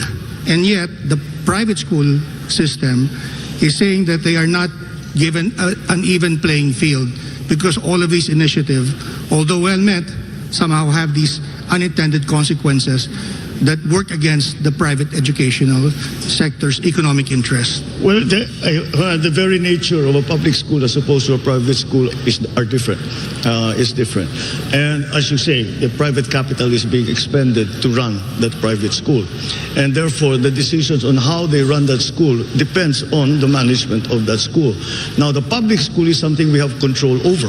And that is why I think that we should focus our efforts first in the public school system. And the private schools will again find maybe if they need that, if that is what they need additional capital, because it is not only an educational institution, but it is also a business. And therefore, they have to make those decisions themselves. Now, if we improve the quality of the teaching in our public schools and the support that we give our teachers, then I think we can even out that playing field that you're talking about. Any reactions from our candidates? Follow up. Okay. Mr. Ang has a follow-up question. Just the other day, one of our columnists, Father Rani Aquino, came out with a column warning against a measure in the Congress, House Bill 10282, which basically makes the Commission on Higher Education a very domineering institution in an environment where the private schools already feel that there's policy overreach and overregulation. They feel that this atmosphere stifles innovation in education, and because they are getting higher returns on their investments, it seems like it would be a wrong move to further empower these educational institutions to continue these domineering policy work over the education system. Would you have a comment? Well, I don't think that is not a systemic problem. That is a policy problem. And that is how we should address it. The system is not at fault here. It is the policy that's being undertaken that causes this dysfunction that Father Rani has been talking about. Any other reactions from the other candidates with regard to that question? It is a policy matter, not a structural problem. Okay, thank you. And now we'll move on to our next question from our panelists. Can I follow through Dante's question? Okay, before we leave that topic, sure. Yeah, Professor Carlos. Yeah, before you call on MJ. Well, I'm an educator and I have been teaching for the past 55 years. You know, I started teaching when I was 20, so I'm 75 now. So education is really so pivotal to my professional life. The empirical evidence suggests to us that effective learning happens on the basis of two factors. First, the mastery of the subject matter by the teacher, and two, a fairly high level of motivation by the student, and they are interacting. Therefore, if you want to do any policy changes, that means you pay attention and you invest on the teacher. Do not invest on air-conditioned rooms, classrooms, etc., because these things can happen even under the papaya tree. But if the teacher is bobo, no learning happens. So that means if you have limited number of pesos, put it on the training of teachers. Okay, the other part, and I was triggered by the question of Dante here, is yes, a legislation which is going through the legislative mill in regard to empowering the CHED. Why in heaven's name did we divide our education system into a DepEd, K-12, a CHED, and kung bobo ka, diyan ka na lang sa BOCTEC, ha? No? I remember, ang uncle ko sabi niya dun sa isang bobo kong pinsan, ay nako kasi mahina naman ulo mo, mag-teacher ka na lang kaya o mag-military. Oh my God! Yung bobo yung gagawing teacher, no? So, education is so pivotal to the life of our nation. So, you as chief executives, I would plead that you pay attention to empirical evidence. The critical variable for effective learning to happen is to invest on the teacher. Thank you. Makati. Yes. Is there a question that you want them to address? Or Well, Karen, I'm really leading to what Dante said. You need an EDCOM too. Kasi yung EDCOM 1 ang nagganyan yan nag-divide yan sa tatlo. Why they divided that? I don't know. You know, there's something so brainless about these divisions. Well, Karen, if I may add, recently, referring to another editorial I wrote, there's some conflicting studies on the level of interest of learners in sciences and mathematics in STEM. And of course, this is contradicted by the DOST study saying otherwise. But the original study by PIDS was saying that the normal approaches, such as giving scholarships, may not be enough to interest young learners into going into STEM. And I was wondering if you have any thoughts on maybe addressing that particular issue. In particular, we're thinking of developing what we call a National Volunteer Corps, which would be equivalent to the Peace Corps, where we would challenge our young people between ages 18 and 35 to devote actually at least 2 years of their lives before they go full force into whatever they want to do, to volunteer. And what would they do? They would become part of community building, teaching especially students in the rural areas, those who would be in public schools. And they would be emphasizing at least 3 things. Number 1, mastery of reading, writing, and arithmetic, so that they, and if possible, in the mother tongue before they do it in English. I would strongly recommend that public schools and schools should begin with mother tongue and then in English, because that is how they understand the concepts. That's one. All right. Well, the other one is if this National Volunteer Corps could actually help become models of what it truly means to become a person of integrity. Thank you.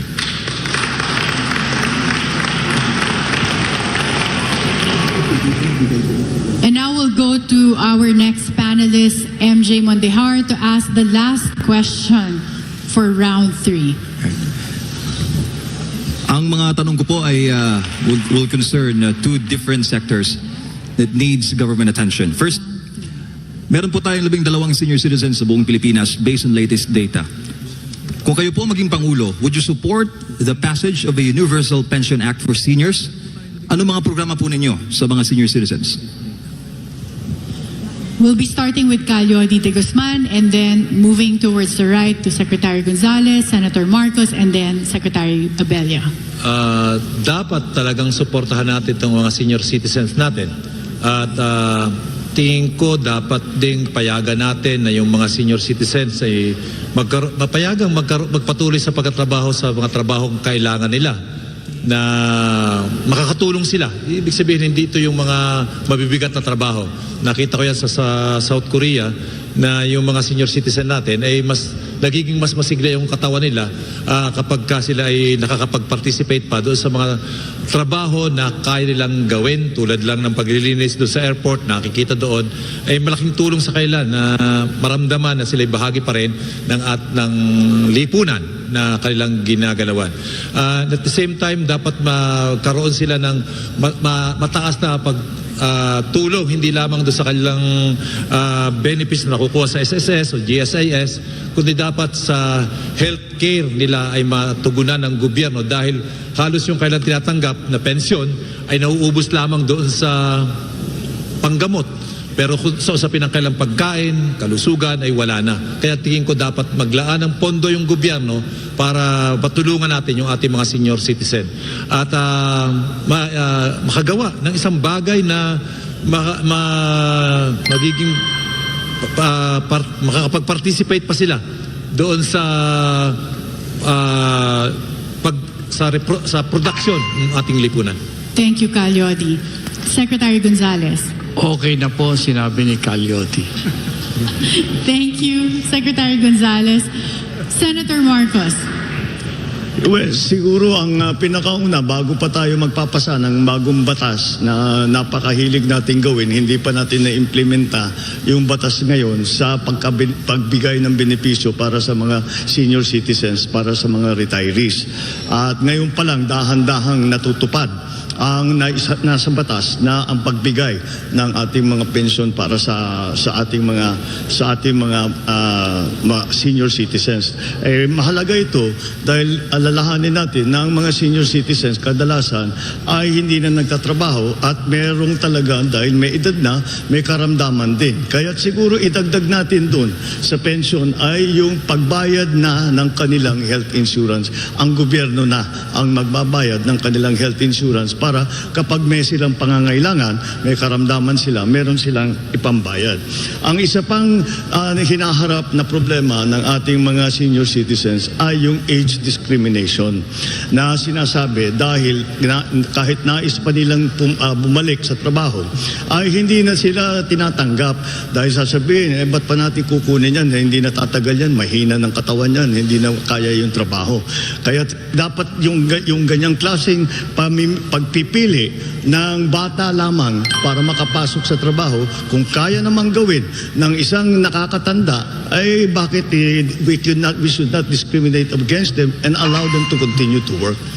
Thank you, Senator Marcos. Secretary Abella. Natural, suporta talaga ako sa senior supports. Pero aside from that, I believe meron talagang dapat tulad ng I believe in supporting the young, especially the first 1,000 days, at pangalawa yung what I would call golden years. Katulad nun, provide them with health and then get them continually involved, especially in community service. Pwede pa sila pwede pa tumulong yan. And then grant them enough economic support and then continue natin pagbigyan ng support para ang kanilang well-being ay maayos. So basically, yes, we continue to get them not only health insurance and stuff, pero kailangan din silang ma-involve sa everyday life ng communities. Thank you. Thank you, Secretary Abella. Second question. Okay. Para po ito sa mga IPs, kapatid nating IPs. Pabor po ba kayo sa pagsasabatas ng Department of Indigenous Peoples Affairs? Magkaroon po ng boses sa inyong gabinete para po sa mga IP. 18 million population po sila, owner of 48% of total land air in the Philippines. And what will be your legacy sa mga kapatid nating IPs? Thank you, sir. We'll start with Secretary Gonzales and then move towards the right to Senator Marcos, Secretary Abella, and then Calyodi. Yung sa karanasan ko po sa peace process, lagi kung nasasabi sa ating mga IPs, bakit ba lagi kayo sumasabit sa negosasyon sa MNLF, sa MILF, sa CPP, NPA? Bakit wala kayong sariling negosasyon para sa inyo? Kung mga kataon po na matutuloy ang ating autonomous regions, dapat bigyan natin ng isang autonomous region ang mga IPs. Isa sa Mindanao, isa sa Luzon. Kailangan may sarili silang lugar na magkakaroon na makikita ang yaman ng kanilang mga kultura, ang kanilang heritage. Yung mga issue nila dapat tinitingnan ng hiwalay sa ibang mga issue ng ibang mga groups na lumalapit sa gobyerno ng kanilang mga issue. Sa ganung paraan, magkakaroon talaga ng identity ang ating mga APs. Matutugunan ang mga problema na sa kanila lamang nakikita. Thank you, Secretary Gonzales. Senator Marcos. Siguro ang pinakauna natin gawin para mabigyan naman ng hustisya ang ating mga unang Pilipino, ang ating mga IPs, ay kailangan maging maliwanag na maliwanag kung ano ba saan ang kanilang tinatawag na ancestral domain. Kung ano yung lupa nila mula nung unang panahon ay kanila na yan. Kailangan kilalanin ng pamahalaan, kailangan kilalanin ng batas yan. Ngayon, pag may papasok na halimbawa nagiging problema ito sa mga minahan at sinasabi basta't pinapaalis na lang yung IP at ang pinakamalaking maibibigay sa kanila ay magtrabaho doon sa mina, dapat palitan natin yung sistema niyan at kilalanin nga natin silang may-ari ng lupa na yan. At pagka nagawa natin yan at naging maliwanag kung ano ang ancestral domain ng bawat tribo, ng bawat IP, ay ang gagawin natin, ang trato natin sa kanila, parang pangkaraniwan na mamamayang Pilipino. Kung lupa nila, dapat kung sino man ang papasok na malaking negosyante, hindi naman sila pwedeng paalisin doon. Meron silang gagawa sila ng joint venture doon sa may-ari ng lupa. At kung ano man ang kinikita doon sa lupa ng ancestral domain ng mga IP, dapat mapunta sa mga IP. Thank you. Secretary Abella. Right now, I believe na yung ganong klaseng usapan is already in existence. At pero totoo yan, dapat maproteksyonan ang mga lupain, the ancestral domains. At not only that, dapat matulungan talaga sila na mag-develop katulad ng mga, like for example, lowlanders. On the other hand, dapat meron din silang sapat na puwang para hindi naman magalaw yung kanilang kultura at saka tuloy-tuloy din yung kanilang pagpasa ng kanilang mga traditional knowledge at traditional na mga pamaraan para hindi din naman mawala totally ang ating historical heritage, ating mga IPs. Thank you. And finally, Calyori. Okay ako doon sa pinapanukala na magkaroon ng isang ahensya na magangalaga sa kanila. Pero bago yan, tingin ko dapat magkaroon ng patakaran talaga na pigilan yung mga land grabber na inaagaw yung lupa ng ating mga katutubo. At yun ang nagiging dahilan kung bakit yung ating mga katutubo nawawala doon sa kailang sariling lupa o na tinitirahan at naagaw yung kailang matagal ng pinaunlad na lugar at pati yung kultura nila nawawala dahil doon sa land grabbing na ginagawa ng mga mayamang gustong magtayo ng mga korporasyon sa pagtatanim. Ayan ang dapat mapigil. At dahil kung hindi, talagang mawawasak at masisira yung kulturang kanilang kinagisnan, yung kanilang tradisyon at yung kanyang sariling politika na pinaiiral doon sa kanilang lugar. Kailangan nating tulungan at proteksyonan yung kailang kabuhayan, hindi lang yung kabuhayan, kundi yung buong komunidad na kanilang pinagyaman sa mahabang panahon. Suportahan ito ng gobyerno. Thank you, Calyori. And that ends our round 3. I was looking at our panelists. No more questions, thank God. That ends our round 3. So many questions, and please clap for our candidates for surviving 3 rounds of very difficult questions. And to everyone watching us around the world, don't go away. When we return, we'll hear all the candidates' closing statements. We'll be back.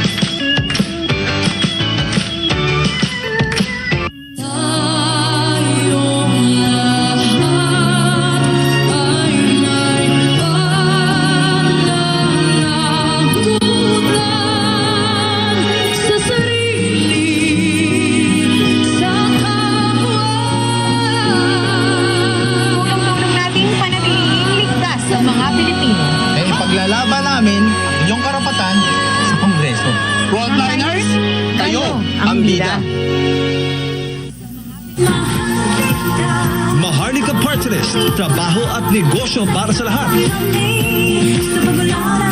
Ipaglalaban ang kapakanan ng mga katutubo.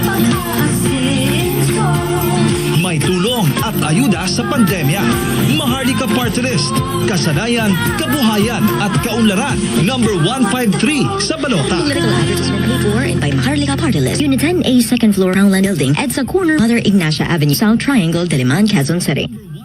Dante Marcoleta po, para sa pantay na batas at tuwid na landas. Iisa ang aking adhikain. Mayaman ka man o mahirap, walang dayaan, walang lamangan. Alisin na natin ang sistema ng palakasan dahil ang tunay na daan sa pagbabago at pagbangon ng lipunan ay disiplina at paggalang sa batas. No one, yes, no one is above the law.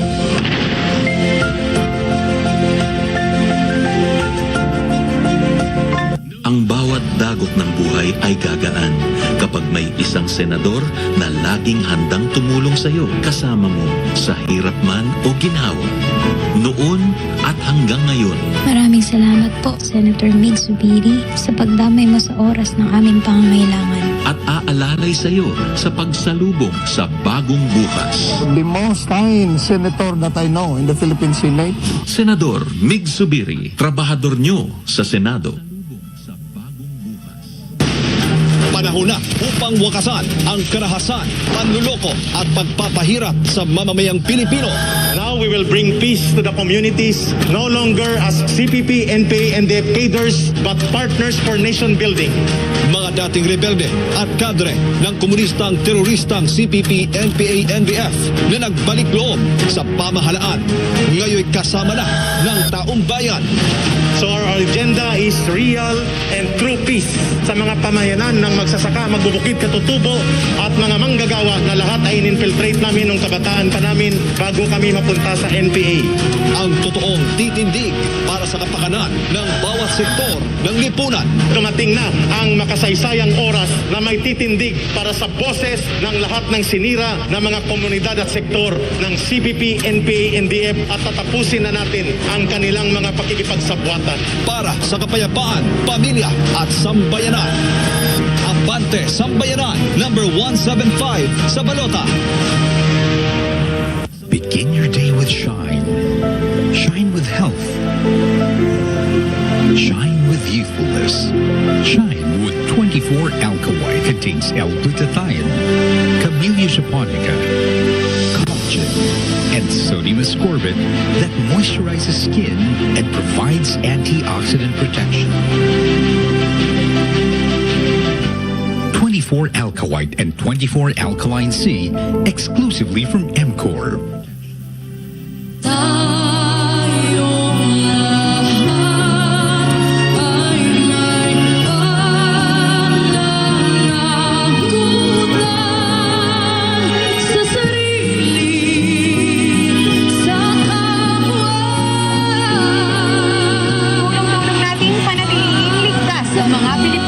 Ipaglalaban namin inyong karapatan sa Kongreso. Frontliners, kayo ang bida. Maharlika Party List, trabaho at negosyo para sa lahat. Ipaglalaban ang kapakanan ng mga katutubo. May tulong at ayuda sa pandemya. Maharlika Party List, kasanayan, kabuhayan at kaunlaran. Number 153 sa balota. Political advertisement paid for and by Maharlika Party List. UNITEAM A second floor Roundland Building, EDSA corner, Mother Ignacia Avenue, South Triangle, Diliman, Quezon City.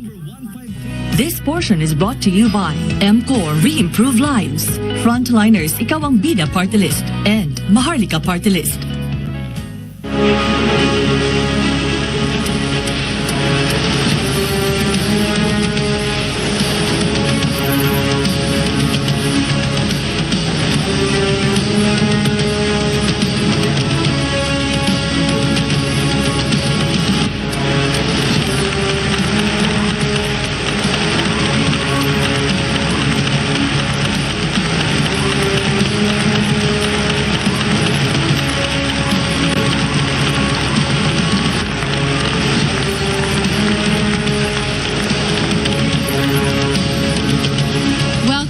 To the SMNI Presidential Debate 2022. When this debate started, we had no idea what questions the panelists were going to ask. And personally, for me, I was expecting the typical questions on traffic, housing, poverty. But we just saw the candidates go through 3 rounds of difficult questions that spanned international affairs, inflation, national security. So congratulations to our candidates. And at this point, finally, we are going to hear your closing statements. And for that, we will be answering you this question. Why should the Filipino people trust you with their future in the next 6 years? Each candidate has 2 minutes. We'll start with Calyodi. Maraming salamat. Dapat ako ang iboto dahil una, hindi ako magnanakaw.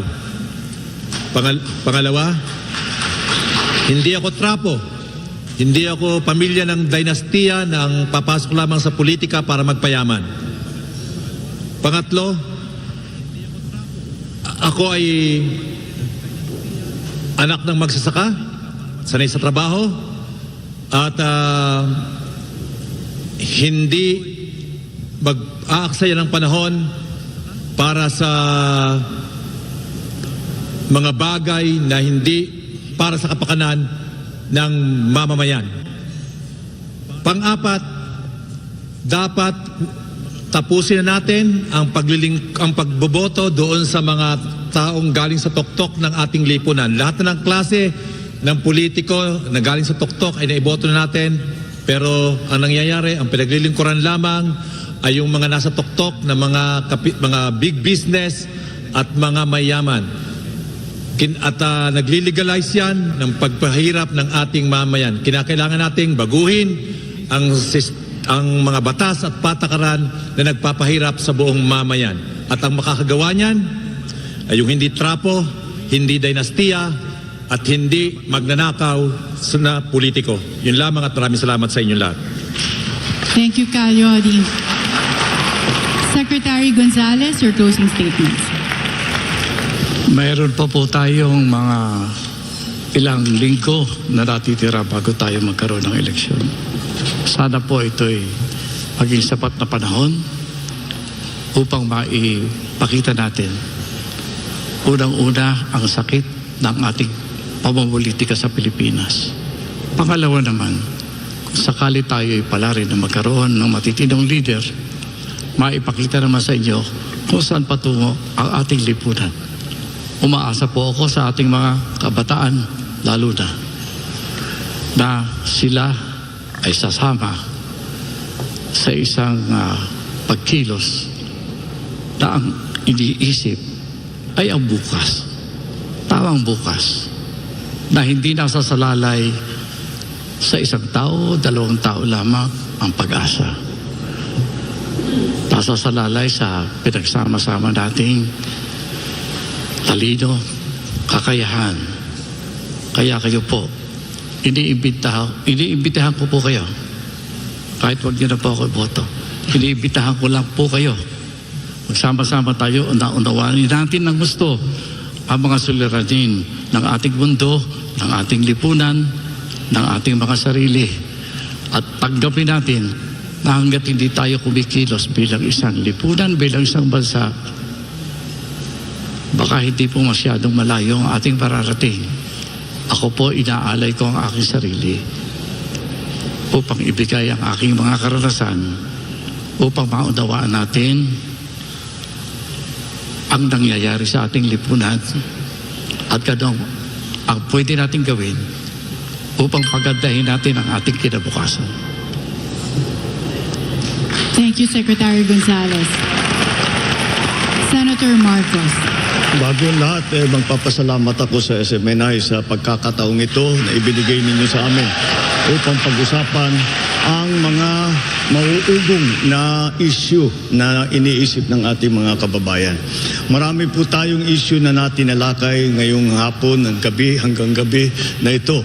At nakikita naman natin sa mga sagot ng lahat ng kandidato na humarap sa inyo na hindi magiging madali ang pag-ahon, ang pagbangon mula sa krisis ng pandemya, mula sa krisis ng ekonomiya na dala rin ng pandemya.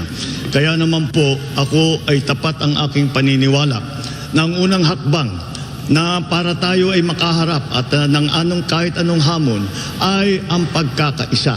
Kaya't ang adhikain ko, pinagsisigaw sa ating kampanya ay ang unang hakbang na kailangang gawin natin sa larangan, hindi lamang sa larangan ng politika, kung hindi sa ating lipunan. Yun ang pagkakaisa. Dahil hindi na, kahit sino naman sa atin ay hindi kayang ayusin lahat itong problemang ito.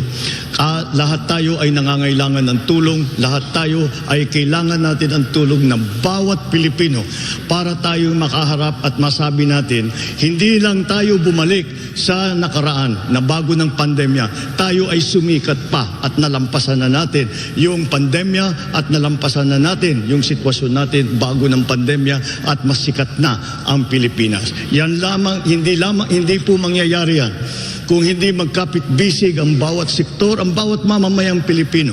Kaya ang adhikain ko, ang adhikain ng UNITEAM na aking dala ay ang pagkakaisa. Ito ay naging kilusan na at huwag nating itigil hanggang tayo magtagumpay at masasabi natin na ipinagkaisa natin ang sambayan ng Pilipino. Thank you, Senator Marcos. Secretary Abelio. Ako po ay naniniwala na may tawag at tadhana ang Pilipinas. Ngunit ang laki po ng hinaharap natin, ang laki ng agwat na mahirap sa mayaman, nawala na po ang tiwala ng tao sa gobyerno at nawawala rin po ang ating pagmamahal sa bayan. Tandaan din po natin na ang kahirapan ay hindi dahil sa swerte. Ang kahirapan ay dahilan sa mga maling pulisiya. Kung mababago po ang Pilipino at naging patas ang ating bayan at naging nararamdaman talaga ang gobyerno natin at naging matatag ang ating bayan, pwede po tayong humarap sa isang bagong Pilipinas na kung saan meron pong pwedeng 100 taon na umaangat, a 100-year rise of the Philippines, isang siglo Pilipino na kung saan ang babayan at ang mamamayan ay makatarungan, mapayapa at masaya. Let us, naniniwala po ako na pagdating ng panahon at tayo ay tunay na nabago, pwede po tayo magkaroon ng isang bayan na nararapat sa Pilipino at mga Pilipino nararapat sa bayan. A nation worthy of Filipinos and Filipinos worthy of the Philippines. Thank you, Secretary Abelio. Tonight gave us so much insights into the platforms and plans for governance of each of the candidates. And thank you to our panelists for sharing your expertise with us. And thank you to all our presidential candidates for powering through 3 rounds of difficult questions and 4 hours. 4 hours. Consider this a 4-hour job interview for the highest post in the land.